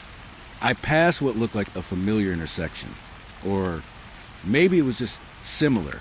The lights above flickered, strobing, disorienting. Buildings leaned closer, their shadows pooling on the street like liquid. I could hear my own heartbeat in my ears, loud and ragged. The fog pressed harder now, curling around the tires, creeping along the hood. It smelled like damp stone and decay, something old and waiting. I stole a glance at the passenger. He was calm, too calm. His hands rested in his lap, eyes forward. But I could feel him through the back of my skull, a presence that filled the cab and the streets beyond. I realized then that it wasn't the fog, the twisting streets, or the impossible buildings that were the true terror. It was him, his silence, his stillness, the way the night bent around him. I tried to speak. Where are we? The words sounded absurd, even to me. The streets themselves seemed to laugh in response, curving tighter, bending away from any answer. He didn't answer. Of course he didn't. I drove on. Every turn took me deeper into the maze. A familiar park appeared, but wrong. The fountain at its center was dry, cracked, and tilting at a precarious angle. Trees grew in impossible shapes, branches twisted into knots that should not exist. I wanted to leave, to escape, but the streets wouldn't let me. Each path I took returned me to another twist, another corner, another impossible alignment of buildings. Hours, or maybe minutes, passed. Time lost meaning. I couldn't tell if the sun had set hours ago, or if it had never risen. The city around me was alive in its own way, breathing, folding, bending, watching. And through it all, the passenger remained silent, an anchor in the storm of impossibility. I began to question my own mind. Was I dreaming, hallucinating, or was this really happening? The road seemed to sense my fear, shifting and curling around me, forcing me to confront my own helplessness. I gripped the wheel until my hands ached, forcing myself to stay on the road, to keep moving. Because if I stopped, if I truly stopped, I had no idea what would happen. I realized then that I wasn't just lost. I was trapped, not by streets, not by fog, not by impossible architecture. I was trapped by the city itself, reshaped by some unseen hand. And the passenger, he was part of it. Or perhaps he had always been, always guiding me through the bending streets, the disappearing landmarks, the night that refused to end. And yet, somewhere deep in me, a small, stubborn part refused to surrender. I would find my way out. I had to, because if I didn't even want to think about what would become of me in a city that could fold over itself like this, with a silent passenger who watched and waited, guiding me toward, I didn't know what. The streets continued to twist. The city continued to bend. The fog pressed closer, and I drove, heart pounding, mind fraying, yet still moving forward, into a nightmare that had once been familiar, but was now impossibly, terrifyingly unknown. When we first saw the farmhouse, it looked like a painting, weathered wood, peeling paint, a crooked chimney that seemed to lean on the sky itself. Surrounded by endless fields, it felt small, fragile against a stretch of land. My wife, Emma, squeezed my hand, her excitement barely contained, but I felt something else, a quiet pressure in the air, like the house was holding its breath, waiting for something. The locals had warned us, not outright, not with threats, but in the way they looked at the house when we asked about it. Eyes that shifted, words that stumbled. Old place, one man said. Things happened there. Strange things. Strange things. He didn't elaborate. I didn't push. There was something in the way he said it, a weight I couldn't shake. Driving down the long dirt road toward the house, the world seemed to shrink. Trees arched over the road. their branches scratching the windshield like desperate fingers. Emma hummed, trying to lighten the mood, but her voice was swallowed by the wind. Even the car engine sounded wrong, muted and hollow, as if it was afraid to disturb the quiet. When we pulled up to the farmhouse, the air hit me in a way I hadn't expected. Cold, still, heavy. It wasn't the wind. It was the house itself, like it had been waiting for decades, standing alone, and now we had arrived. I stepped out first. The ground beneath my boots was dry, cracked, with weeds curling up from cracks in the stone path. Every step made a crunch that sounded like it echoed for miles. Emma came out next, smiling, brushing imaginary dust off her jeans. "It's perfect," she said, and I wanted to agree. I wanted to see the excitement in her eyes instead of the unease curling in my chest. But the feeling didn't leave. It settled there, growing, feeding on the silence around us. The front door was heavy, the kind that groan in protest when you push it open. Inside, the air smelled faintly of earth and decay, a mingling of damp wood and something older, darker. My boots scuffed the floorboards, and the sound bounced off the walls in a way that made me tense. Emma wandered ahead, calling out about the kitchen, the bedrooms, the high ceilings. Her voice sounded thin, swallowed by the vastness of the place. We didn't see anyone else. Not a neighbor, not a car, not even a bird. Just the wind, moving through broken panes and shuttered windows. I found myself staring at the walls, noticing stains I hadn't expected, cracks that formed patterns that shouldn't exist. The house felt alive, like it watched us, waiting for us to make a mistake. Later, as we carried boxes into the living room, I heard at first a faint tapping, like a finger drumming on wood. I froze. Emma looked up, puzzled, but said nothing. I strained to listen. The sound stopped, just as suddenly as it began, leaving only the weight of silence. That night, the wind picked up. It rattled the windows, shook the shutters, but there were other sounds too. A soft creak upstairs, then the unmistakable thump of footsteps across a floor that should have been empty. I told myself it was the house settling. Old houses did that. The wood expanded, shifted. Yet every time I closed my eyes, I could feel it, like someone was standing just beyond the edge of the room, watching. I tried to sleep, but the darkness pressed against me. The walls seemed to bend, shadows stretching into corners they shouldn't reach. I thought I saw shapes moving in the corners of my vision, but when I turned, there was nothing, only the house, silent and still, yet impossible to ignore. In the morning, I walked outside, needing air. The field stretched endlessly, and the farmhouse looked smaller somehow, swallowed by the vastness around it. The wind carried voices, or maybe it was just the rustle of leaves, whispers that sounded almost like words. The locals' warning came back to me. Strange things. What had they meant? I tried not to think about it, telling myself it was just isolation playing tricks on my mind.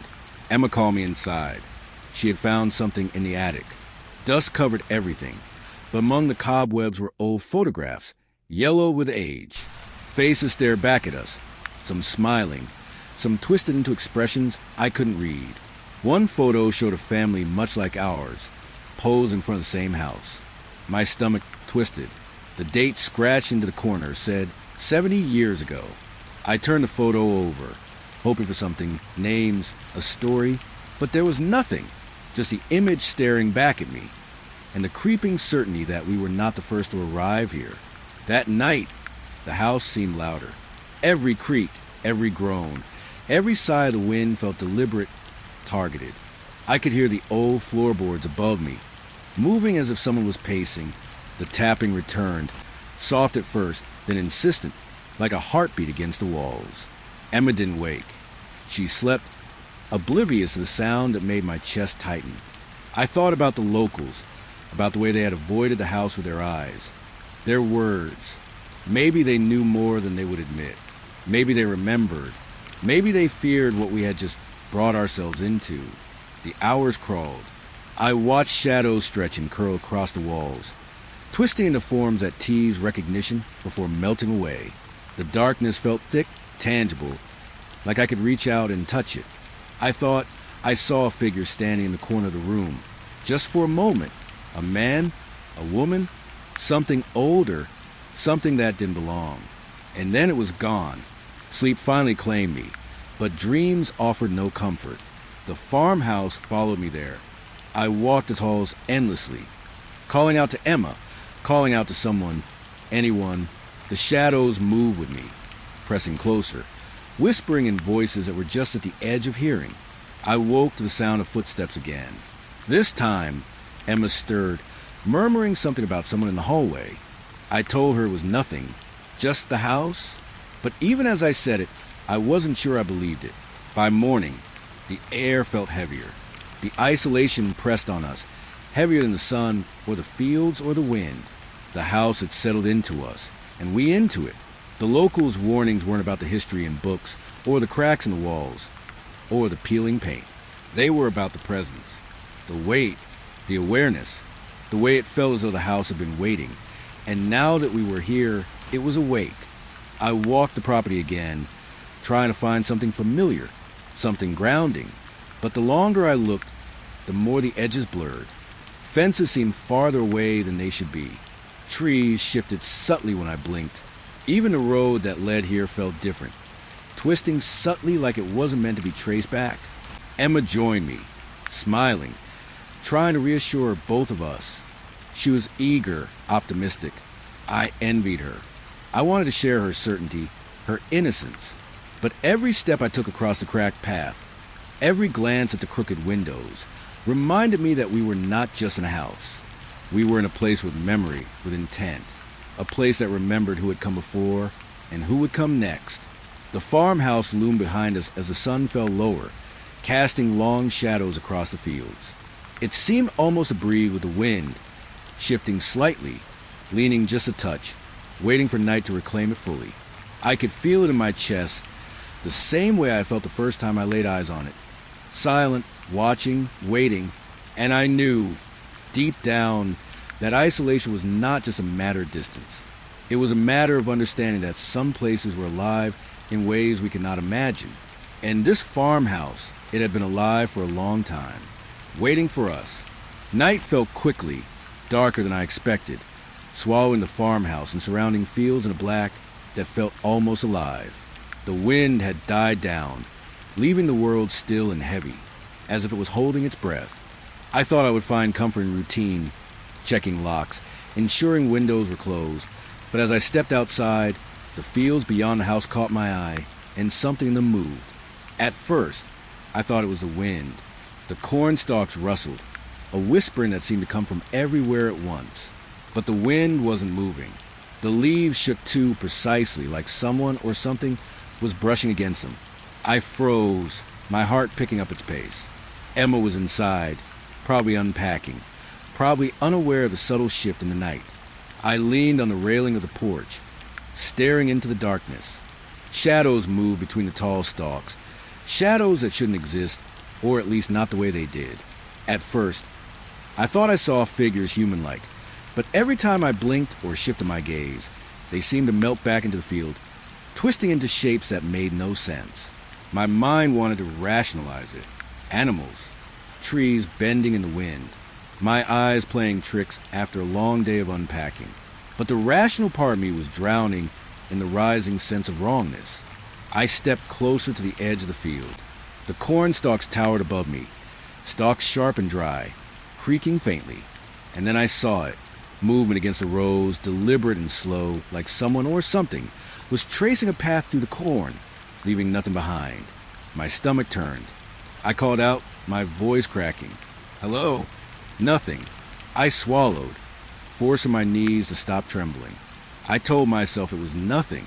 It had to be. But the feeling remained, that prickle crawling up my spine, the sense that I was being watched, not just by eyes, but by intention. The shadows moved closer. Or maybe I moved closer, without realizing it. Distance had no meaning out here. The field seemed to stretch endlessly, folding and bending in ways that made my head spin. I wanted to go back inside, to escape into light and warmth, but a part of me, stubborn, terrified, unreasonably curious, kept me rooted. I needed to see what was out there, needed to confirm that my eyes weren't deceiving me. Another movement, sharper this time, quick, deliberate, like a flash of black against black. My breath caught. I felt it before I saw it. The sense of another presence, something watching me from just beyond the stalks. I could almost hear its breath in the stillness, a rhythm that mirrored my own, except deeper, slower, patient. I stepped closer, squinting into the night. Shapes swirled between the stalks, indistinct yet purposeful. I thought I saw a face, pale, fleeting, gone before my brain could latch onto it. I shook my head, trying to convince myself I was imagining things. I wasn't. Something was moving in the corn, and it was not random. A memory flared unbidden. My father had warned me about quiet nights in fields like these, stories of men and women who vanished, swallowed by the dark. I had always laughed them off. Ghost stories, he'd said. But now, standing at the edge of the corn, I felt the weight of every tale, every warning, every glance of fear he ever gave me. The night felt older than the farmhouse, older than the earth itself, and I was just a temporary visitor. I want to call Emma again, to tell her to come outside, but my voice faltered. What would I say? That shadows were moving? That shapes were twisting in the corn like they had a mind of their own? She would laugh, or worse, think I had lost it. And yet, I couldn't leave it alone. My feet carried me forward, toward the first rustling stalks. The moment I stepped into corn, the air changed. Thick, damp, carrying the smell of earth and rot.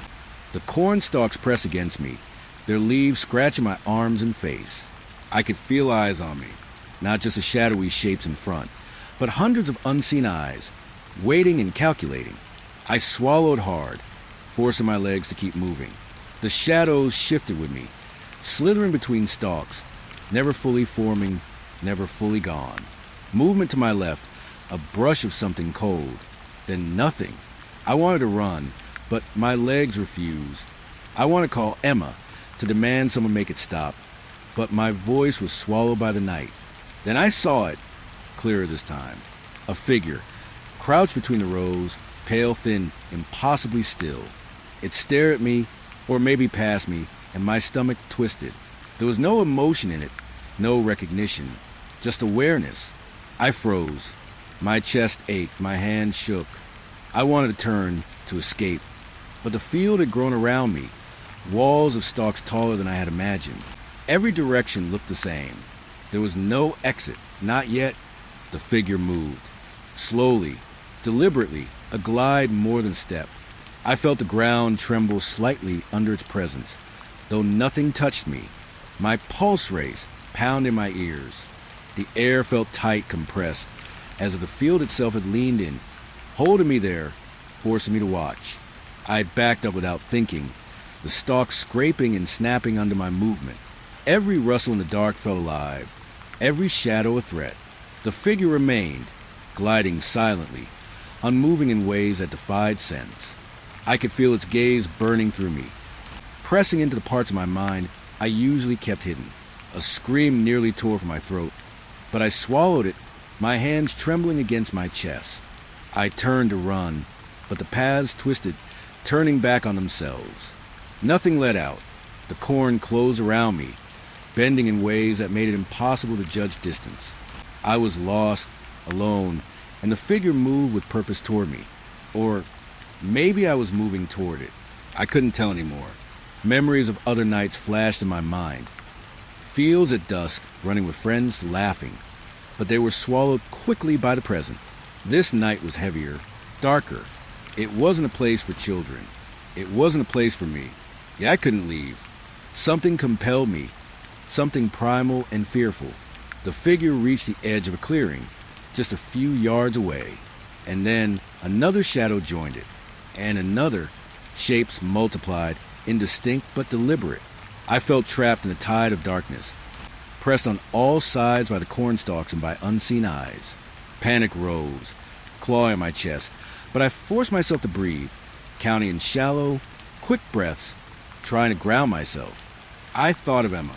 She was inside, probably sleeping, oblivious to the unfolding nightmare. I wanted to run back to her, to pull her out, to leave this place forever. But something kept me rooted. Fear, curiosity, the inexplicable pull of the field. Something in the shadows knew I was here, and it was waiting. I stumbled over roots, brushing against stalks, and the figures seemed to shift, always just at the edge of clarity. Faces in the dark, twisting into something wrong. I blinked, and they were gone, melting back into the night. But the feeling remained, an awareness that stretched across the rows, reaching for me, weighing on my mind. Time lost all meaning. I couldn't tell if minutes or hours had passed. The field expanded and contracted in ways that made my head spin. Shapes moved where there should have been none. I felt the earth under my feet hum faintly, pulsing with life. And I understood then that this was not a field. Not really. It was something else. Older, alive, aware. I finally tore my gaze away, forcing my legs to carry me back to the farmhouse. Every step felt heavier, as if the corn itself resisted me. The shadows followed, gliding silently behind, around, above. I didn't dare look back. I didn't dare breathe too loud. When I reached the porch, I collapsed against a railing, gasping. The night beyond the farmhouse was still, seemingly normal again, but I knew better. The corn stalks swayed gently in the wind, whispering, promising they had not finished. Inside, Emma stirred, worried. I wanted to tell her, to explain, to make her understand. But words failed me. How you explain shadows that move with intent? Figures that shouldn't exist, a field that bends reality itself. I shook my head, forcing a smile, telling her I had just been imagining things. But I knew I hadn't. I knew what I had seen. I knew what was out there, waiting. And I knew that the night had only begun. The farmhouse had been quiet all day, almost deceptively so. Sunlight streamed through the cracked windows, dust motes drifting lazily in the beams. Emma was busy unpacking boxes in the kitchen, humming to herself. And I tried to convince myself that the house had finally settled, that the strange nights and restless fields were behind us. But there was one place I had avoided since we arrived, the basement. I had noticed it the first day we moved in, a small, half-hidden door tucked behind a moth-eaten curtain in the hallway. The kind of door you glance at once and then forget, except that I never could. Something about it felt wrong. Not just the weight of the wood, the rusted hinges, but a presence behind it, a silence that pressed through the floorboards, up the walls, into my chest. Today, curiosity got the better of me. Emma was busy arranging dishes. She wouldn't notice if I went down for a moment. I knelt in front of the door, tracing the grooves in the wood with my fingertips. The handle was cold, slick, like it had been polished by hands long gone. I hesitated. My mind raced with warnings, stories the locals had told, the strange movements in the fields. But something inside me demanded I look. I turned the handle. The door groaned, as if warning me, as if begging me to stop. I swallowed. There was no sound from the basement itself, no hum, no whisper, just emptiness. I opened it wider. A steep staircase descended into darkness, the air rising from below carrying the faint, sour smell of damp earth and something older, something almost metallic. I took a step down, then another. Each one echoed in the narrow stairwell, a hollow drum of sound that bounced back at me in an irregular rhythm. My pulse quickened. The darkness swallowed the steps beneath me. I reached the bottom and stood still, letting my eyes adjust. The basement was larger than I expected. Low ceilings, walls of rough stone, the air thick with dust. It smelled of age and secrets. Boxes and crates were stacked against the walls, covered in sheets, their shapes shifting in the dim light. I could hear the faint scuttle of something small, mice, I told myself, but the sound was almost deliberate, measured, as if the basement itself was alive and watching. I moved forward, my footsteps cautious. One of the sheets slipped under my fingers, revealing the edge of a wooden crate. I pulled it free, dust puffing into the stale air. Inside were artifacts, small objects wrapped in cloth, bound in leather, aged to yellow and brittle. I lifted one carefully. It was a notebook, the cover cracked, pages yellowed. My fingers trembled as I opened it. The handwriting inside was uneven, jagged, almost frantic. Names, dates, brief notes. Some were mundane, almost dull. Supplies, chores, weather observations. But others, Others made my stomach turn. They were records of people, missing people, visitors, locals, even travelers. Each entry described their arrival, the house, the surrounding fields, the way they disappeared. Notes about footprints found in the corn, items left behind, or screams heard at night. My chest tightened. I read one name and felt my stomach drop. This was someone I had known, someone who had vanished without explanation years ago. I dropped the notebook. My hands shook. I felt like the basement had exhaled, a long, cold breath brushing against my neck. The shadows in the corners seemed to stretch, reaching toward me. I forced myself to look at the other items. Artifacts, a broken lantern, a child's shoe, a small bundle of cloth with stains too dark to identify. Each one was cataloged meticulously in the notebooks, with dates and initials. The house had kept these records, keeping the memory of those who had vanished, and the memory was alive here. A noise made me spin. Something shifted in the corner of the basement, low and quick. I could barely see it, but it moved with intent, gliding along the floor. My heart slammed against my ribs. I told myself it was a rat. It had to be a rat. But the motion was too deliberate, too intelligent, like it was watching me, waiting. I backed toward the stairs. The air felt heavier now, pressing down, wrapping around me like a shroud. The shadows moved again, subtle but present, stretching along the walls. I wanted to run. My hands grasped the railing, but every instinct screamed that leaving might provoke whatever lived here. It didn't matter. I had seen enough to know the basement was not just a storage space. It was a record, a warning, a trap. I picked up the notebook again, unable to resist. One page, carefully folded, drew my eyes. It described an arrival at this very farmhouse. Our farmhouse, 70 years ago. The notes were in a handwriting I didn't recognize, but the details were chilling. A family moving in, excitement, laughter, followed by subtle observations of the father's anxiety, the mother's unease, and the children noticing shadows in the fields. Then the final line, they will join the others. Do not leave. Do not call. I felt my throat dry. My pulse thumped in my ears. The realization hit me fully. The house remembered. It cataloged its visitors. It kept them alive in some way, in record, in presence, in shadows. And somehow it had waited for us. I stumbled back, nearly tripping over a crate. The objects in the basement seemed to press closer, the air growing colder, heavier. I wanted to scream, to run, but my legs barely obeyed. I was aware of every detail. The rough stone under my fingers, the dust coating my shoes, the dim shapes at the edges of my vision. And I knew something unseen was observing, cataloging me now. Then I saw it.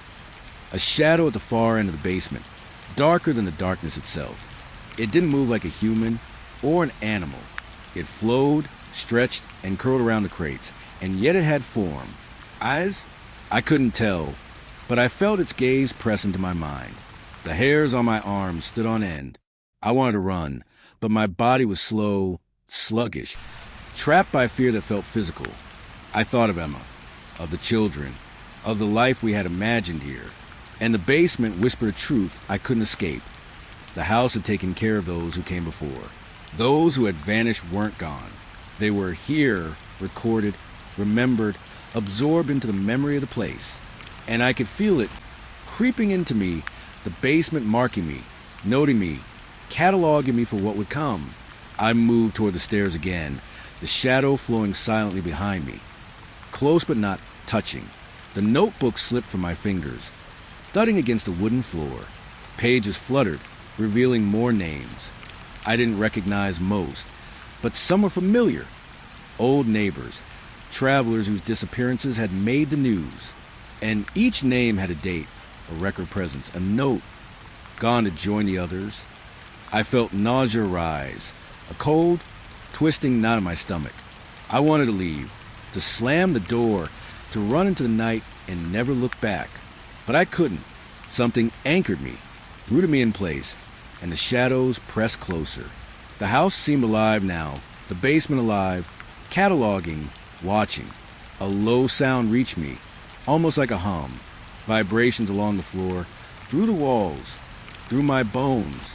I realized it was a voice, faint, layered, impossible to localize. Whispers, names. Please, don't leave, don't leave. I stumbled backward, clutching the railing. My vision blurred with fear. My chest burned with panic. Yet I forced myself to look at the shadow again. It shifted, moved slightly toward me, a swirl of darkness that defied form. I wanted to run, but the basement seemed to stretch, elongate, fold itself in impossible ways. The stairs were farther than before, yet closer. My mind reeled. The house didn't just remember.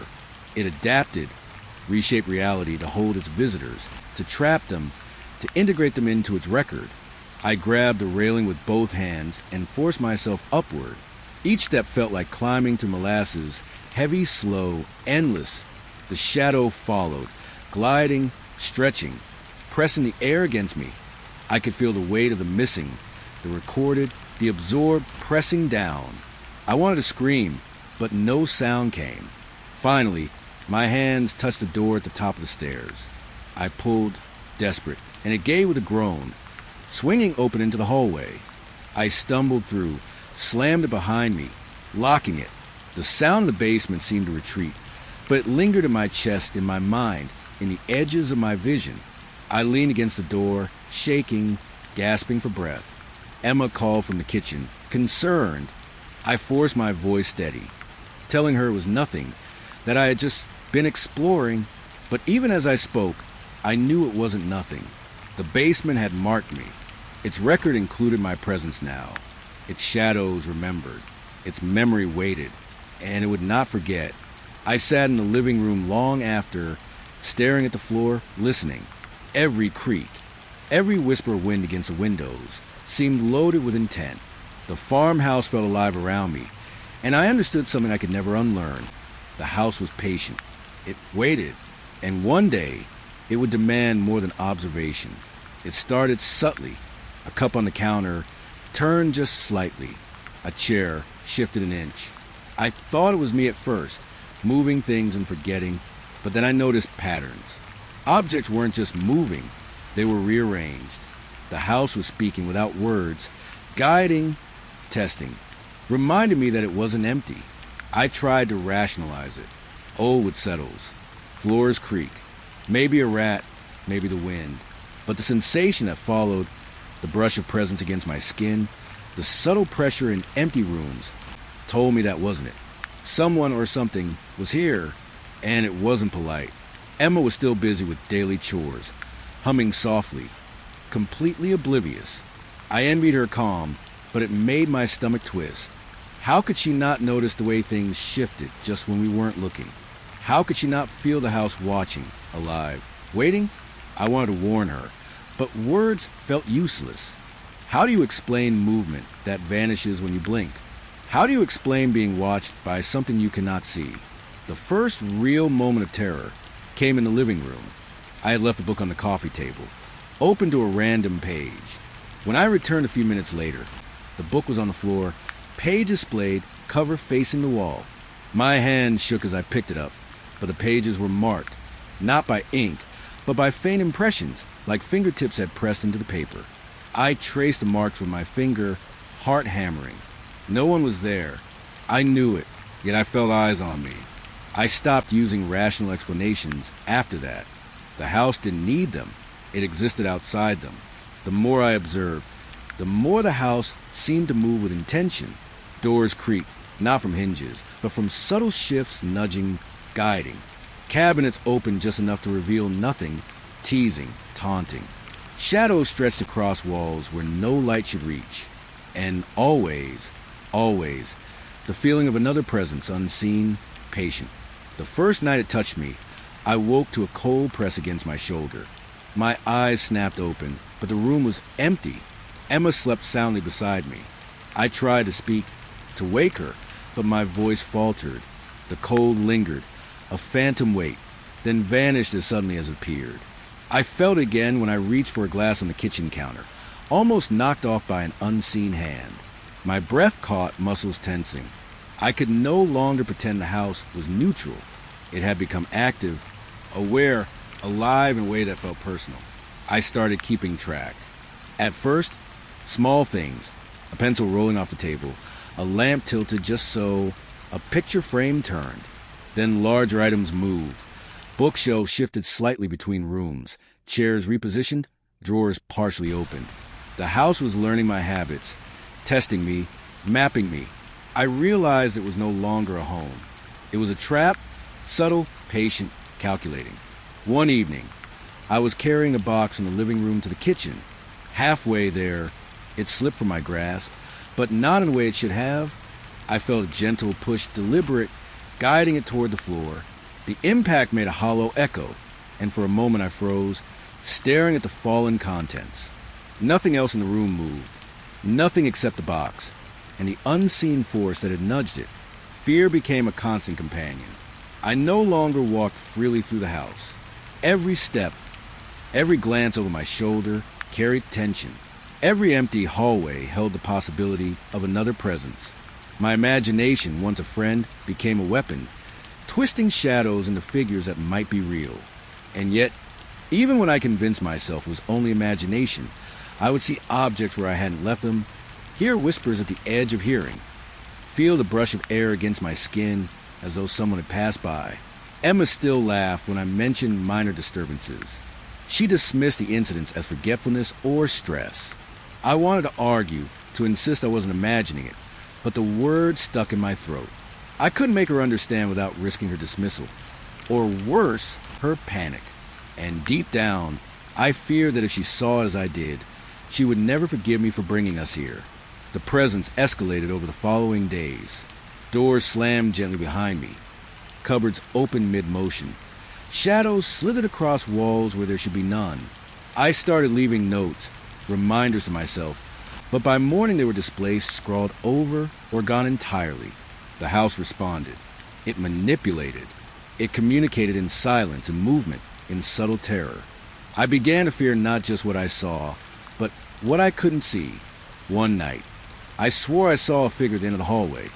A silhouette just beyond the reach of the light, impossibly still. My heart pounded. I took a step forward and it vanished, leaving only the faint scent of earth and dust. I called Emma, but she didn't stir. The air felt heavier then, like a presence had shifted closer, circling me, testing me. Sleep became fragmented. Dreams of the house, of shadows twisting along walls, merged with waking moments. I would wake to objects out of place, hear whispers that didn't exist in the daytime. The line between night and day blurred. I realized I was no longer moving through a house, but through something that lived, something that observed, something that remembered every heartbeat, every breath. I tried to record the disturbances. Camera, audio, even notes. But every attempt failed.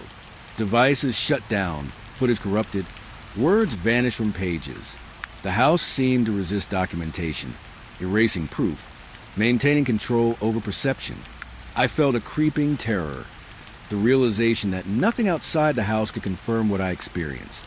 I was alone with it, with its attention, with its patience. Objects began to move in patterns. Cups lined up in straight rows overnight. Chairs placed to block doors. Books stacked to obscure paths. At first, I thought this was random, but then I noticed a subtle arrangement. It wasn't chaotic. It was deliberate, organized, as if the house were setting the rules, marking boundaries, claiming dominion over its occupants. I confronted Emma once. I told her I felt watched, that objects moved without explanation, that I was losing control of the house. She laughed softly, her eyes filled with affection, brushing my concerns aside. I wanted to scream, to insist, but the subtle presence of the house seemed to thicken the air, holding me back, suppressing words I thought I could form. I realized then that fear was not just in me. It was in the house, feeding, growing, shaping me. The most unsettling moments were the empty ones. Standing in a quiet room, hearing nothing, feeling the air thick, sensing movement just beyond sight. I would see shadows flicker at the corners of my vision, hear the faintest scrape of wood, and know that something had passed. And yet when I turned, the room was perfectly still. The silence was deliberate, a method of torment. I began to notice details that were wrong. Objects slightly warped, Floorboards subtly altered, patterns of dust disrupted in ways I could not explain. It was as if the house was alive, molding reality, bending it to its will. I couldn't touch anything without feeling its awareness, without sensing its presence shaping my perception. One evening, I was alone in the kitchen, the house quiet except for the ticking of the old clock. A cup of water slid across the counter, stopping just short of the sink. My heart raced. I picked it up, tried to convince myself it was a vibration, a draft, and then another cup from the shelf slowly nudged itself toward the edge. I froze.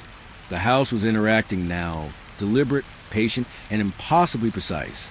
I backed away, feeling the air thicken, the walls close in. My mind screamed to leave, to escape, but the thought of the fields, the basement, the strange way of the house reminded me that there was no simple exit. This place didn't allow leaving. It integrated. It claimed. It remembered.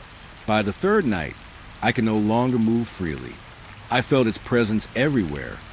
In the floorboards, in the ceiling, in the spaces between walls. I felt it pressing against me, brushing against my arms, nudging my feet, guiding, testing. And I understood fully that this house had been alive long before us, observing visitors, recording, shaping, manipulating. I was just the latest in its long history. The fear became a rhythm, a heartbeat I could not escape. I no longer looked to rational explanations, no longer argued with myself. The house moved, it remembered, it guided, and I lived within it, acutely aware of the unseen hands that shaped everything, controlled every object, observed every motion, watched every breath. I stopped trying to move things back. I stopped trying to fight. I began to watch, to catalog the movements, the subtle shifts, the interactions that prove I was not alone. I realized I was under constant observation, and I felt both terror and a strange, reluctant awe. And in the quiet moments, when the house held its breath and I held mine, I understood a simple, terrifying truth. We were not living in this house. We were living with it. It would remain patient, unseen, calculating, long after we were gone. The first time we tried to leave, it seemed simple. Morning sunlight stretched across the fields. The farmhouse shrinking behind us as we climbed into the car. Emma's hand rested on mine, her smile brittle but determined. I wanted to believe we could escape, that the night, the basement, the shadows were behind us. I turned the key in the ignition, feeling a strange sense of relief. For a moment, it seemed real. The road ahead twisted unnaturally. At first, I thought it was fatigue or the unfamiliar countryside. But then I saw landmarks that should have been miles apart, bending into view at impossible angles. A tree I had passed that morning now appeared right beside the car, its trunk twisted like a corkscrew. The field stretched endlessly, then abruptly ended in patches of dark, unbroken forest where there should have been a road. I glanced at Emma. She frowned. "This isn't right," she murmured. I tried to retrace our route, turning left, then right, then left again. Each turn led us deeper into unfamiliar terrain. The farmhouse, which had been shrinking in the distance, now loomed larger behind us, as though it had grown while we weren't looking. My heart thudded. I felt a cold weight pressing against my chest. We hadn't left at all. Panic rose, sharp and suffocating.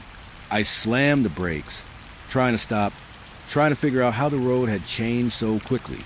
Everything was the same, yet impossibly wrong. Trees leaned inward, shadows stretched in ways that made no sense, and the horizon seemed to fold over itself.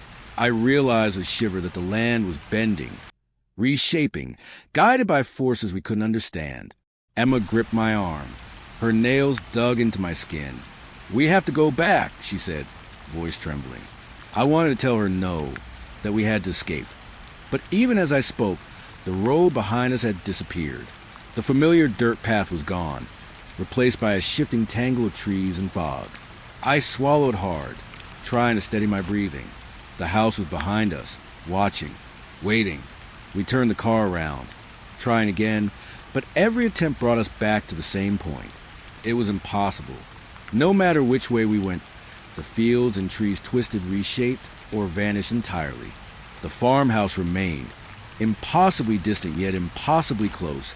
A silent predator that refused to let us leave. I tried to think logically. Maybe we were disoriented. Maybe we had taken a wrong turn somewhere. But logic had no place here.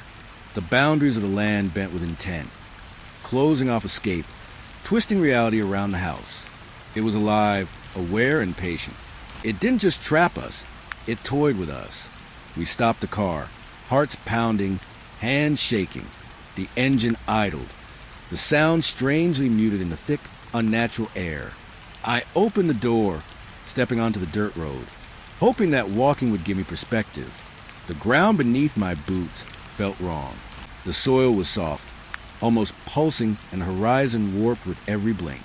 A single tree bent unnaturally toward me, its branches brushing the top of the car, then snapping back as if it had never moved. Emma stayed close, silent now, eyes wide and fearful. I wanted to hold her, to tell her it was okay, but the sensation of being watched, of being herded, pressed down on me. I could feel the house's presence through the ground, through the air, as if it had extended itself across the fields. It wasn't just a building. It was the land, the trees, the very reality around us. We walked, hoping to find the road, to break free, but nothing was consistent. Landmarks disappeared or changed. Fences twisted into impossible angles, and the field seemed to stretch farther than human eyes could see. Every step we took brought us back to the same point. The farmhouse, looming and silent, unchanged and yet impossibly alive. Night fell while we were still outside, and the darkness felt heavier, thicker than before. Shadows stretched unnaturally, creeping along the road and through the fields, twisting over each other, reaching out like living things. The house glowed faintly in the moonlight, a beacon of inevitability. I realized then that leaving was no longer an option. The house didn't just trap bodies, it trapped perception. It bent reality until it became impossible to distinguish distance, direction, or escape. I felt my mind begin to unravel. Hours, or was it minutes, passed in a blur of twisted roads and shifting landscapes. I called Emma's name, over and over, my voice hoarse. She answered each time, but her words were slow, stretched, and distant, as though the air itself was swallowing her voice. The weight of inevitability pressed harder, pressing down on my chest, my mind, my very being. I thought back to the basement, to the shadows in the corn, to the unseen hands. Every incident now made sense. The house wasn't just a place. It was a being. It had patience measured in decades, maybe centuries. It could bend perception, reshape the land, trap the unwary. We were part of its collection now. Entries in its record, subjects of its observation. Fear became a rhythm. I moved mechanically, following Emma as we wandered, walked in loops, retraced impossible paths. My mind grasped at memory, at landmarks I knew existed, but they betrayed me. A fence post that should have been near the edge of the field appeared in the middle.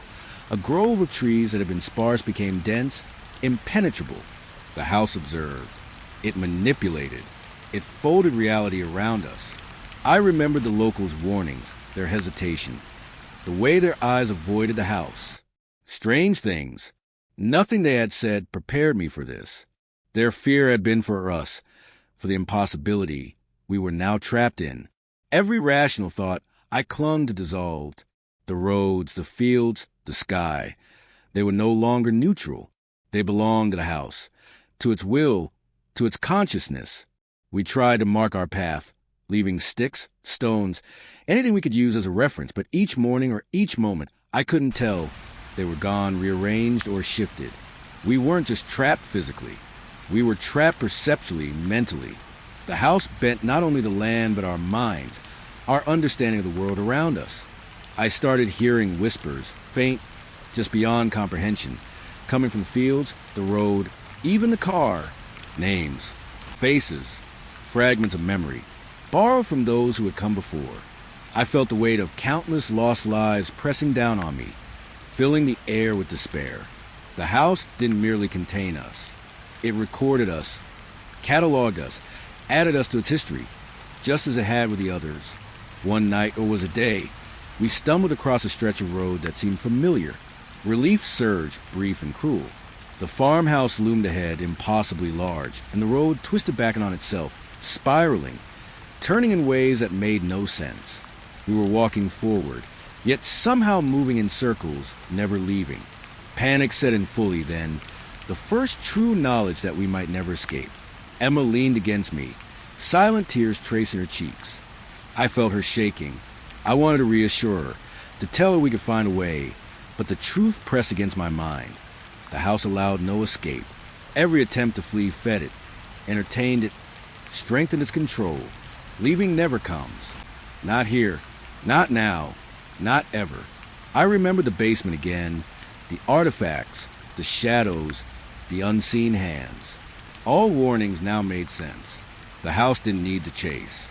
It didn't need to scream. It simply bent the world until running became impossible.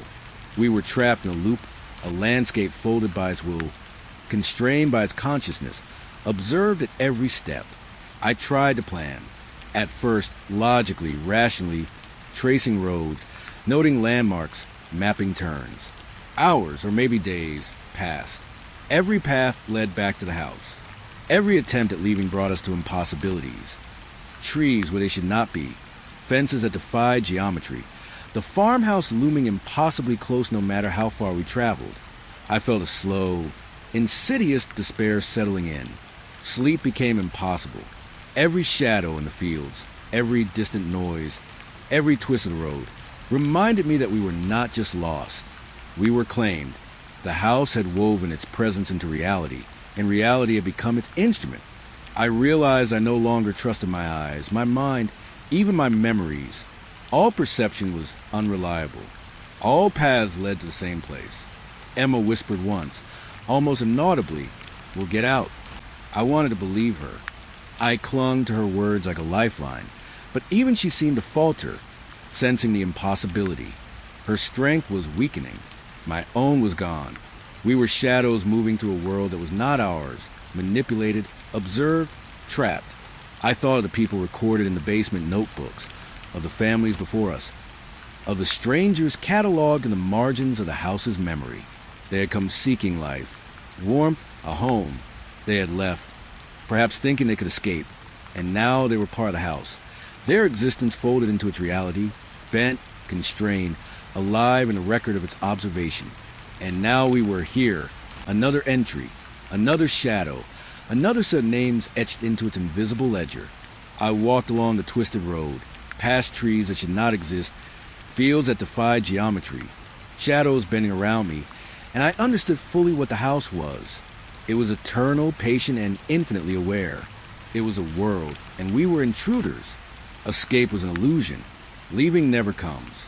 The night shift was always quiet at first.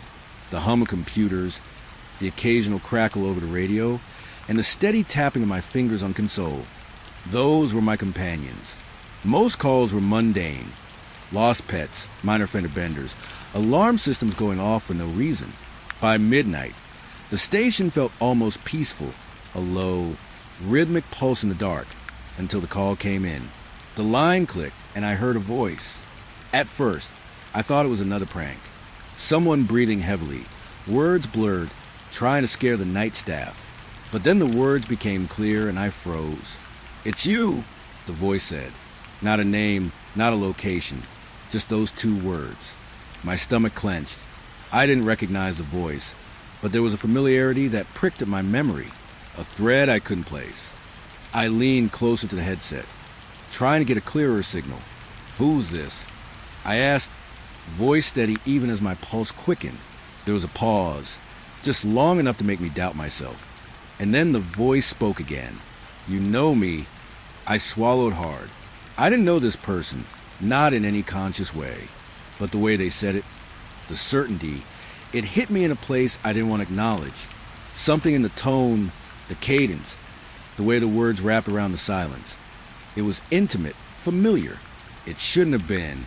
"Ma'am," I asked, forcing professionalism into my voice, though my hands were shaking. "This is 911.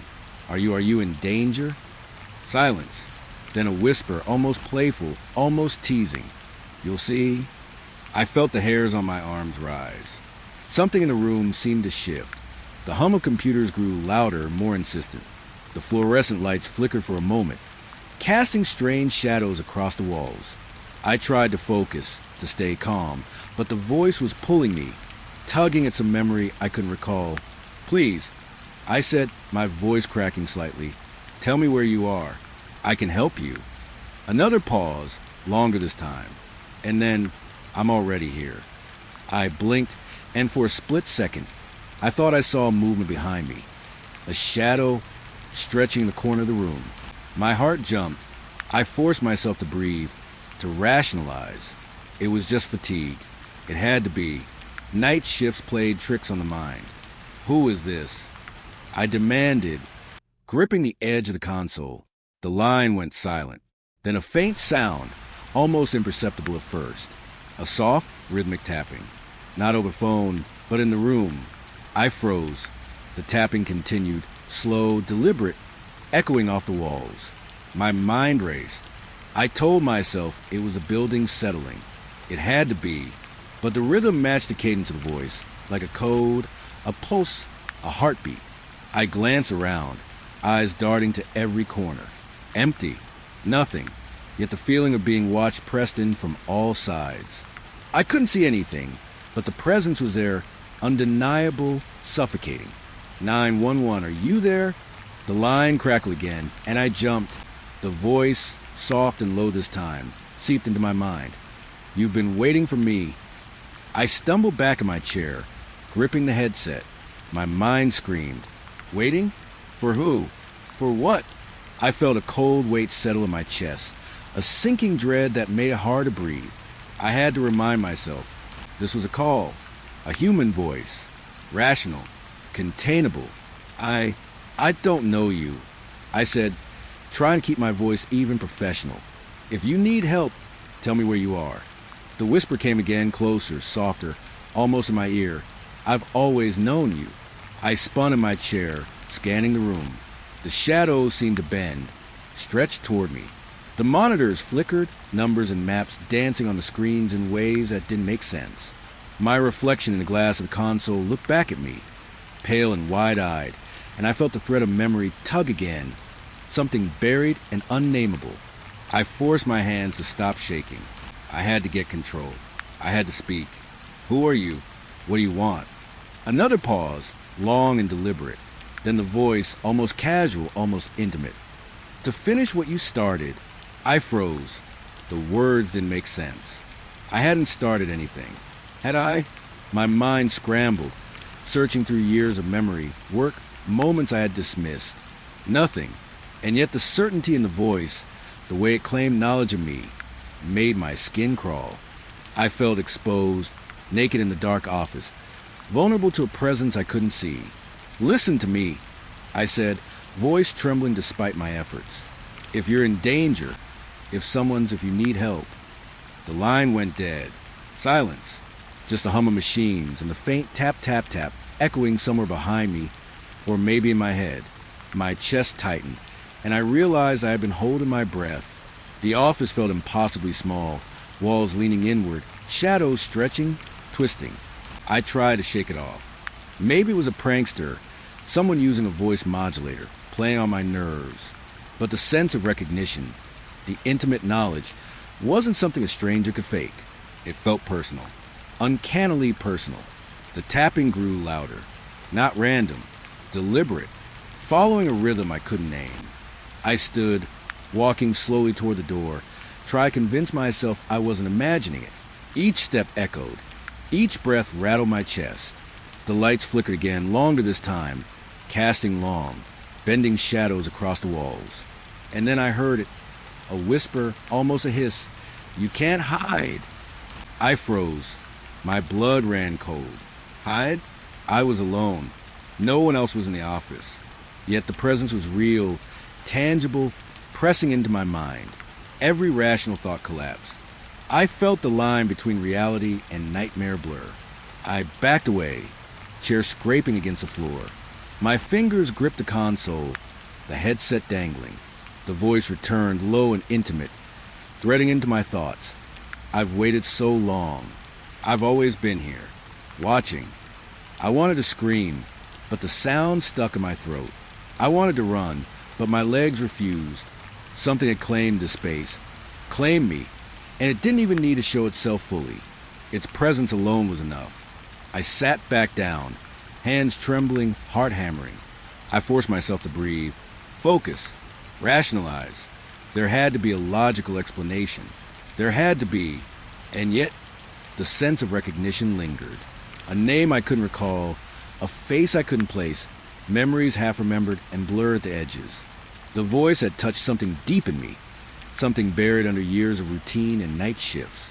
Something it knew, something it had waited for. I tried to call back. The line was dead. My fingers fumbled over the console, but the system responded slowly, sluggishly, as if resisting my control. The screens flickered and a faint shadow crossed them. My own reflection twisted, bending, as though I was watching myself from another angle. I pressed buttons, checked lines, tried to trace the call, but nothing worked. No origin, no number, just a memory of a voice, and a lingering dread that it wasn't gone. Not really. I sank into the chair, head in my hands. The tapping continued, faint now but persistent. A presence unseen, knowing, patient. It had entered the space between calls, between thoughts, between reality and imagination. It knew me. It had always known me. And I understood, with a clarity that chilled me to the bone, that the night was only beginning, that whatever had made this call, whatever had whispered my name and claimed knowledge of me, was still here, watching, waiting, patient. I stared at the empty office, listening to the faint hum of machines, the distant crackle of radio traffic, and the soft, persistent tapping that I could no longer ignore. My reflection in the console stared back at me, wide-eyed, pale, and somehow not entirely me. And I knew, with a certainty that made my chest ache, that I would hear that voice again, that it would return, that it had never really left. The storm started slow, a drizzle at first, teasing the evening with the smell of wet asphalt and cold earth. By the time the radio crackled to life, the rain was hammering the windshield in relentless sheets, turning the highway into a blur of silver streaks and dark shadows. I gripped the wheel tighter, muscles tense, listening to the steady hiss of the wipers cutting through the downpour. Nights like this were when you learn to trust nothing but your instincts, and even then, that wasn't enough. The call came in over the scanner, just a faint, panicked voice at first, but enough to make the hair on my neck prickle. Highway 37. Please, someone. It broke off in a rush of static. My pulse quickened. Dispatcher voices mixed with rain on the roof of the cruiser, creating an odd rhythm that made my skin crawl. I keyed the mic, keeping my tone steady. This is Sheriff Carter. Talk to me, son. Where exactly are you? The line was silent, and then the voice came again, soft, strained, drenched in fear. I don't know. Cars, stop please. My stomach dropped. Highway 37 wasn't a long road, but out here in the rain, alone, it could feel endless. Visibility was almost zero. Every tree along the shoulder looked like a looming figure, and every passing shadow seemed to twitch at the edge of perception.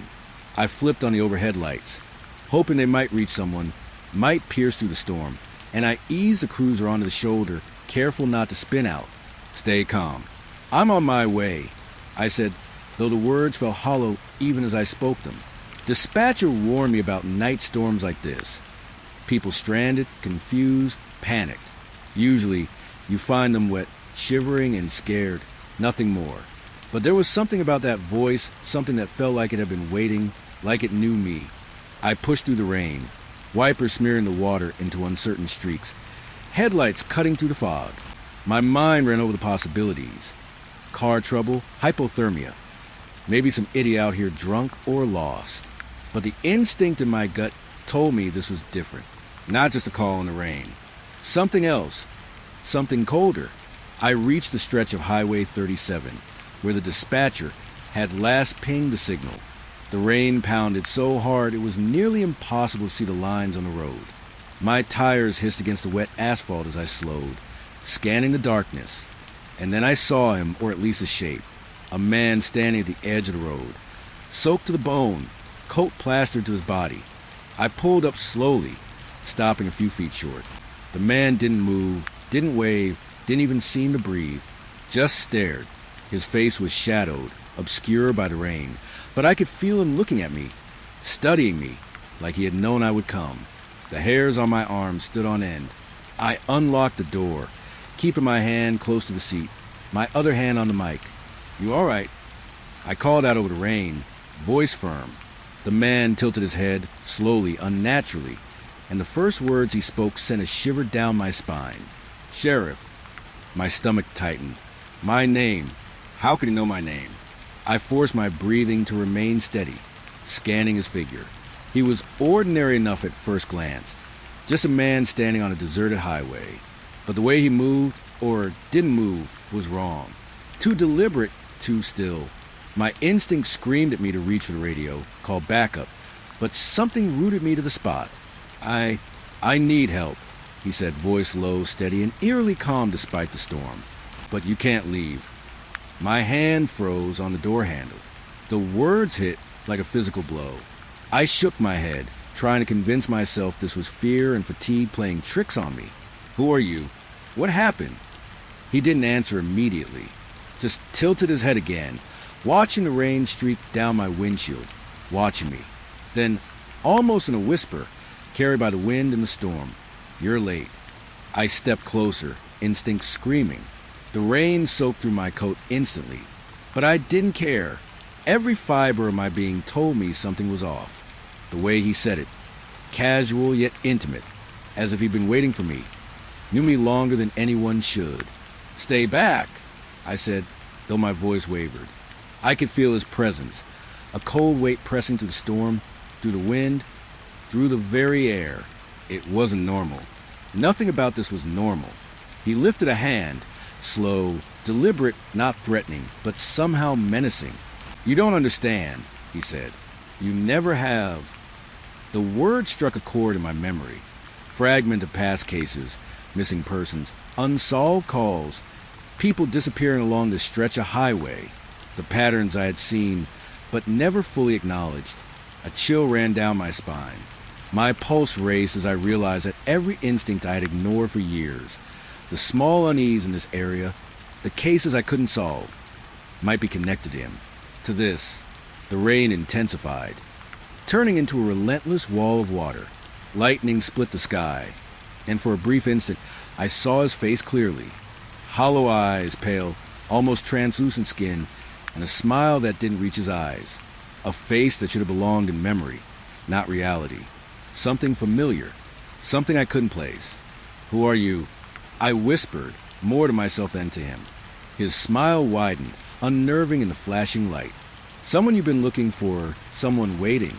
I felt the hair on my arms rise, goosebumps marching across my skin. My hand shook on the door handle. The storm, the highway, the rain, they all seemed to bend around him, to amplify his presence. And then he stepped closer, just a few feet, and my instinct screamed. The first step wasn't threatening, but the air shifted, a subtle vibration, like reality itself had warped slightly. The rain seemed louder, the darkness thicker, as though he carried the night with him. I realized I'd been alone out here, truly alone, and yet not alone at all. "Help me," he said again, softer this time, almost pleading, almost intimate. "But don't follow. Don't move. It's already begun." My mind reeled. What had begun? The wind whipped around me, carrying the scent of wet earth and something older, something wrong.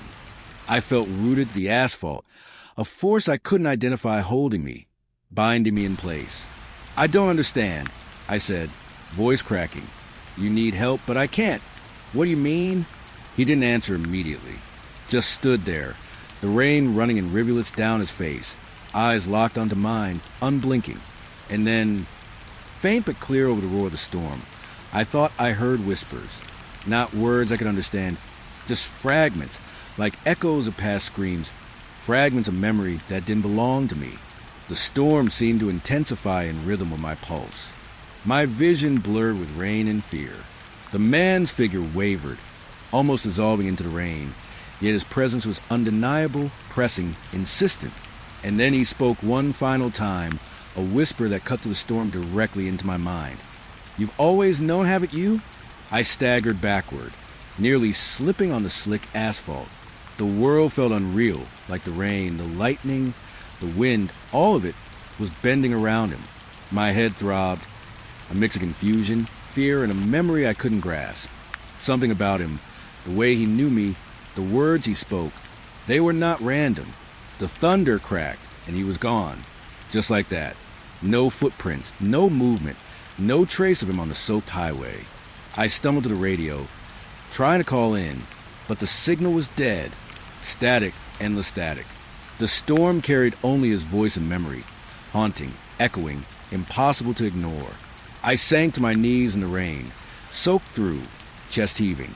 The highway stretched endlessly before me, dark and empty, yet I could feel him, somewhere out there, watching, waiting. The storm raged, and the whispers lingered in my mind. Something had begun. I didn't know what, but I knew I hadn't seen the last of him. And even as I pulled myself to my feet, drenched, shivering, I realized the most terrifying truth. He had chosen me. He knew me, and somewhere out there on Highway 37, he was waiting for the night to finish what had already started. I woke to the hum of the station, the fluorescent lights buzzing softly over the empty desks. The storm from last night had passed, or maybe it had only shifted somewhere else. But the memory of that voice clung to me like a shadow I couldn't shake. I told myself it was fatigue, the stress of night shifts, a combination of rain, and adrenaline playing tricks on my mind. I told myself a lot of things I wanted to believe. The first call came softly, almost hesitant, like a whisper through the wires. I picked it up, expecting the usual panic, the usual confusion, the usual desperate words. But it wasn't the usual. "Do you remember the attic?" the voice said. I froze. The sound was low, intimate, familiar in a way that made my chest tighten. My fingers hovered over the console, trembling slightly. The attic? I hadn't thought about that place in years.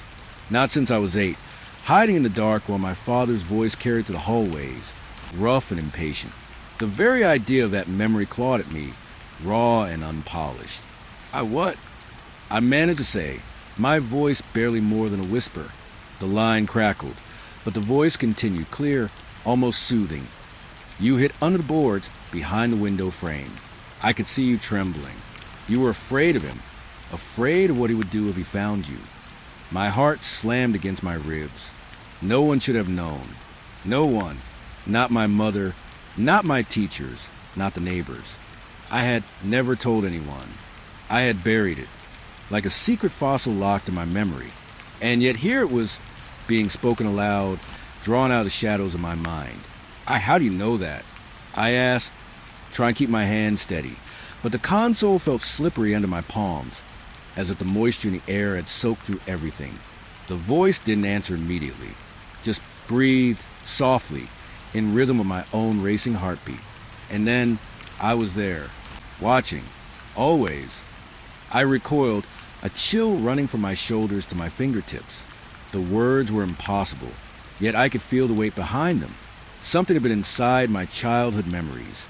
Sifting through them, learning them, waiting, my rational mind fought, trying to explain it. Coincidence, deduction, maybe some elaborate prank. But every shred of logic failed the instant I remembered the nights I spent alone in that attic, whispering to myself, trying to pretend I wasn't terrified. "You left the rag on the floor," the voice said, quiet now, almost playful. "You thought it would hide your tears, your fear. But I saw them, all of them. Tears I hadn't shed in decades threatened to spill over." I gripped the console harder, trying to anchor myself.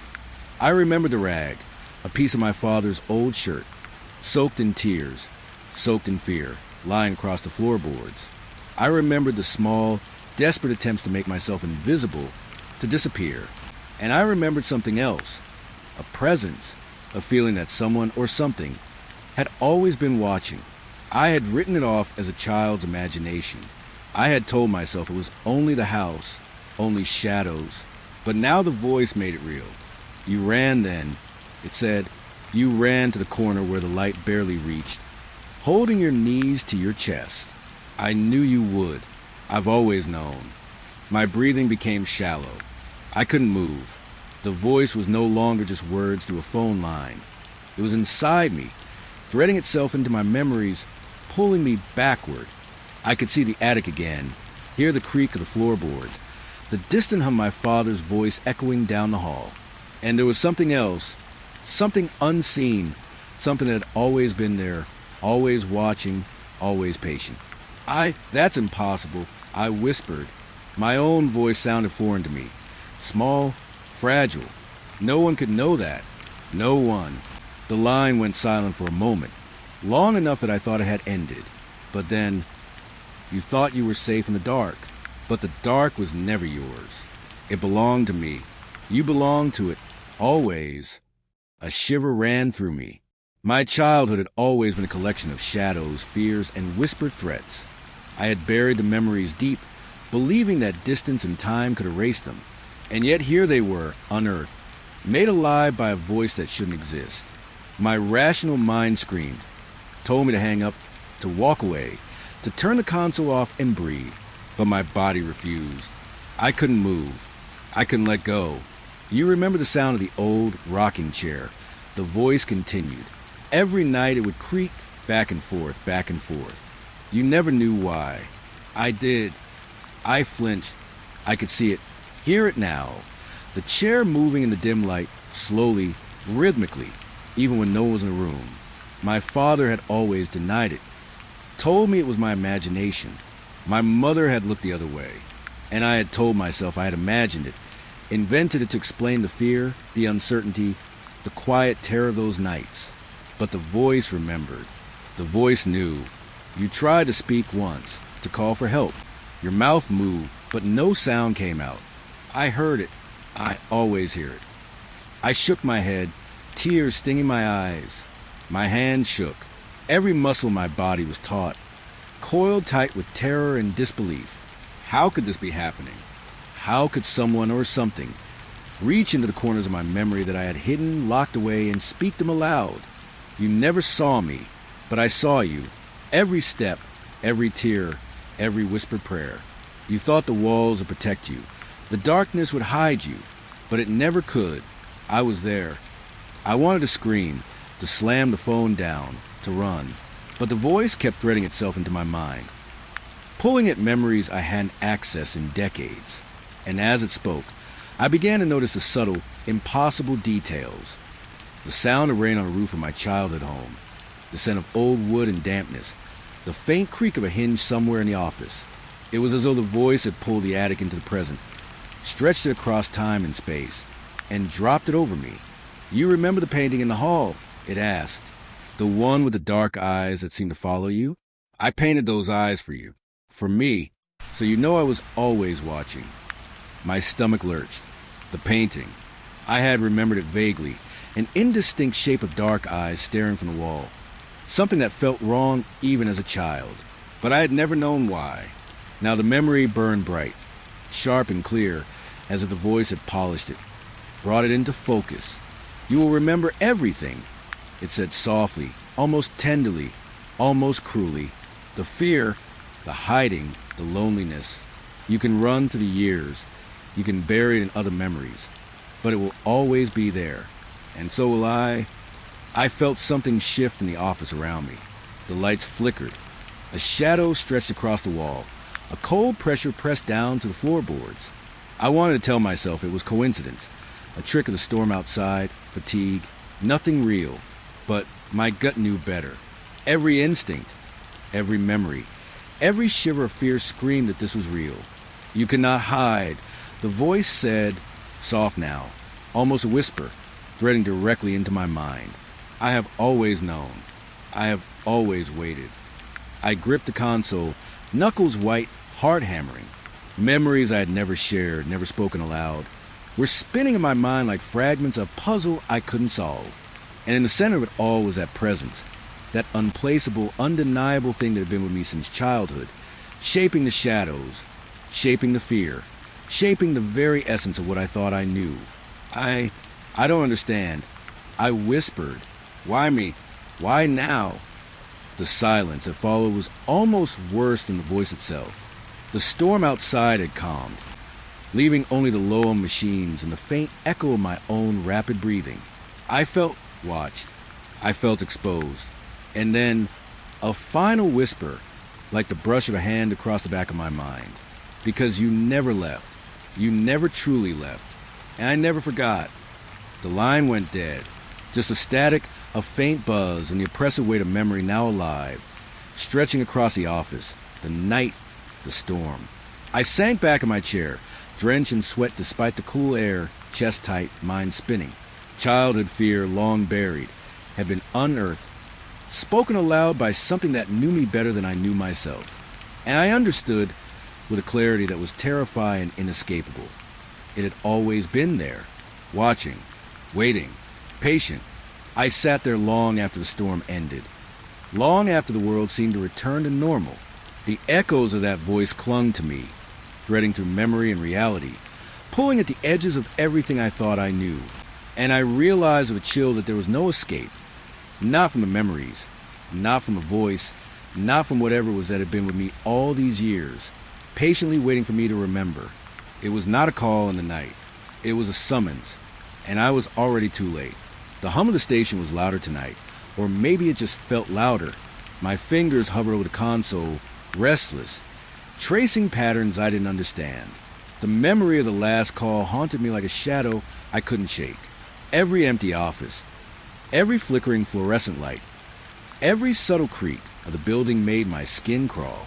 I told myself it was paranoia, that it was just the aftermath of stress. But deep down, I knew it wasn't. The line clicked, a faint, hesitant connection. I picked up, trying to steady my voice. 911, what's your emergency? Silence, just a faint static hum. My heart thudded. Hello? I asked again. A sound came over the line, something low and irregular, like breathing, or was it a whisper? My pulse jumped. I adjusted the volume, leaned closer, straining to hear. The sound shifted, bending into fragments of words I couldn't piece together, a language of fear I almost recognized. Almost. Then came a laugh. Soft, dry, almost amused.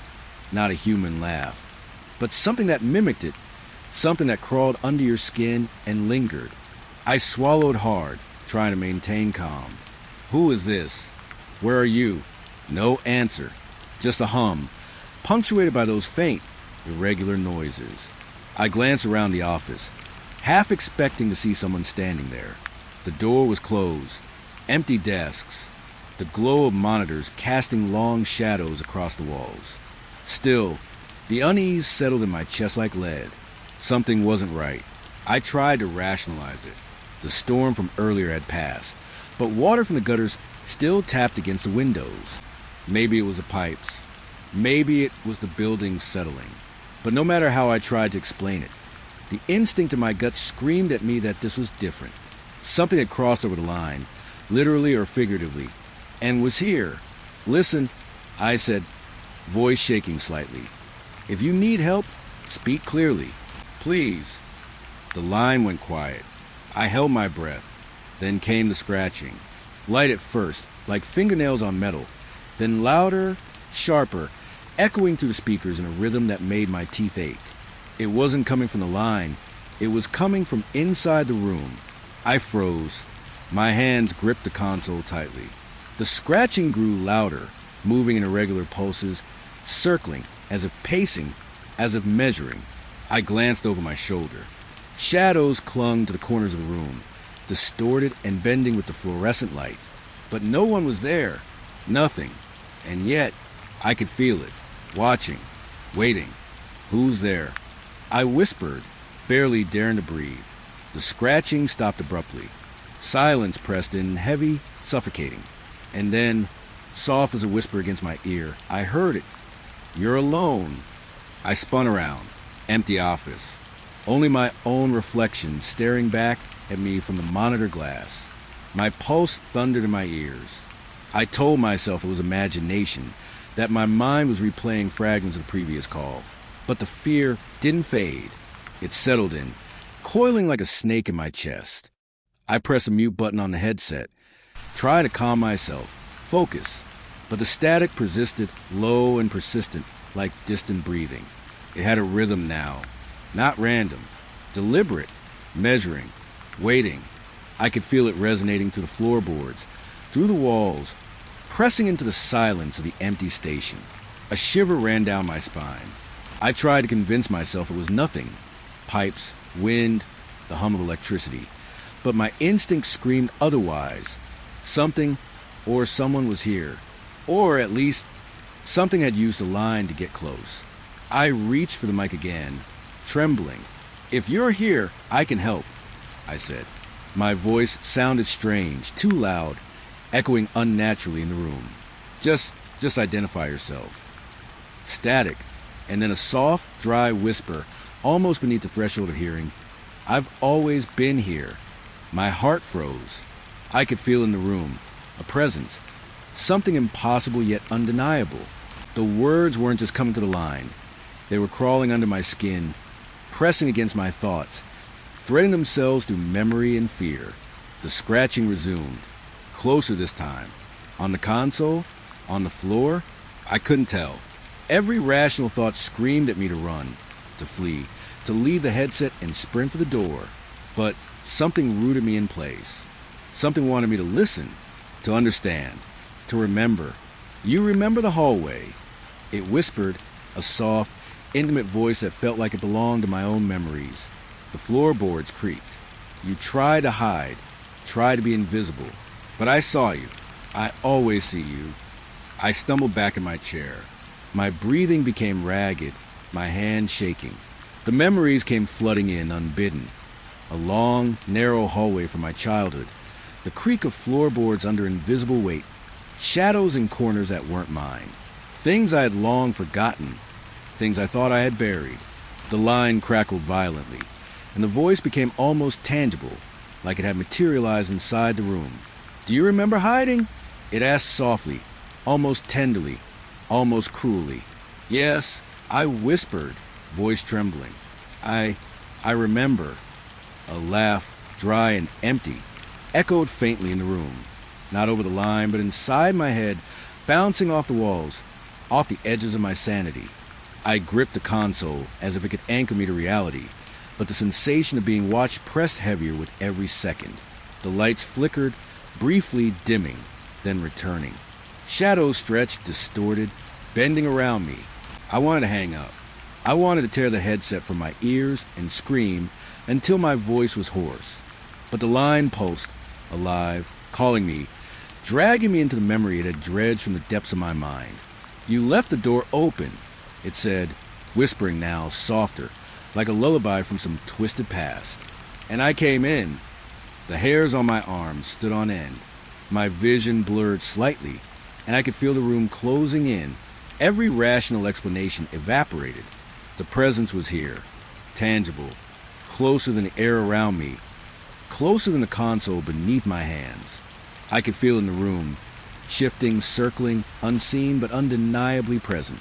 I swallowed hard, struggling to speak. Who are you?" The static shifted again, forming syllables I couldn't comprehend. The voice, or whatever it was, breathed directly into my mind, threading itself into my thoughts. "I never left. I've always been here, watching, waiting." I shivered. The memories that dredged up weren't just my own.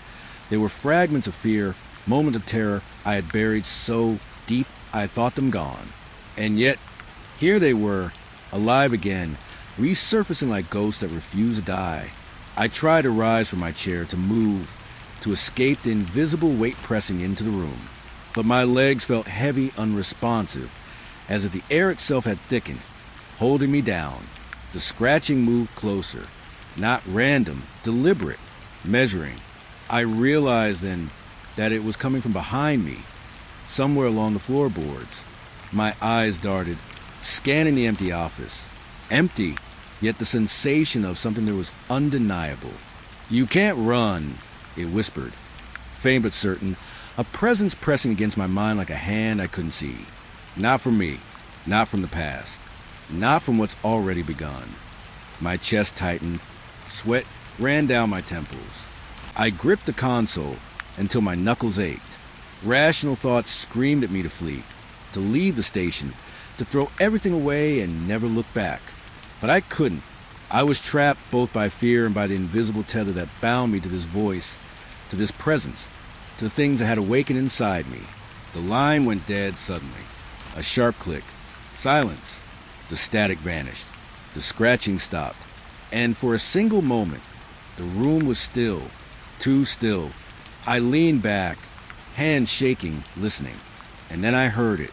Soft, deliberate, coming from somewhere in the office. Behind me, perhaps, or beside me. A whisper, almost a breath, almost my own name. "You can't hide," it said. I spun. Empty office. Empty hallway.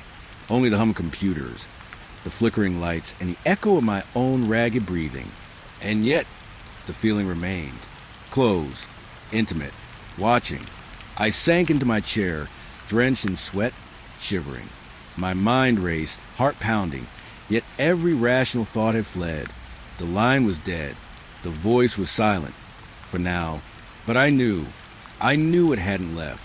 It was here, unseen, patient, lingering, waiting for the next call, the next moment, the next fracture in my mind. And I understood with a cold clarity that made my chest ache. I was never alone. Not on the line. Not in the office. Not in the night. Something had crossed the boundary between memory and reality, between fear and flesh. Something had been here, in this room, in this space, in me, and it was patient, always patient.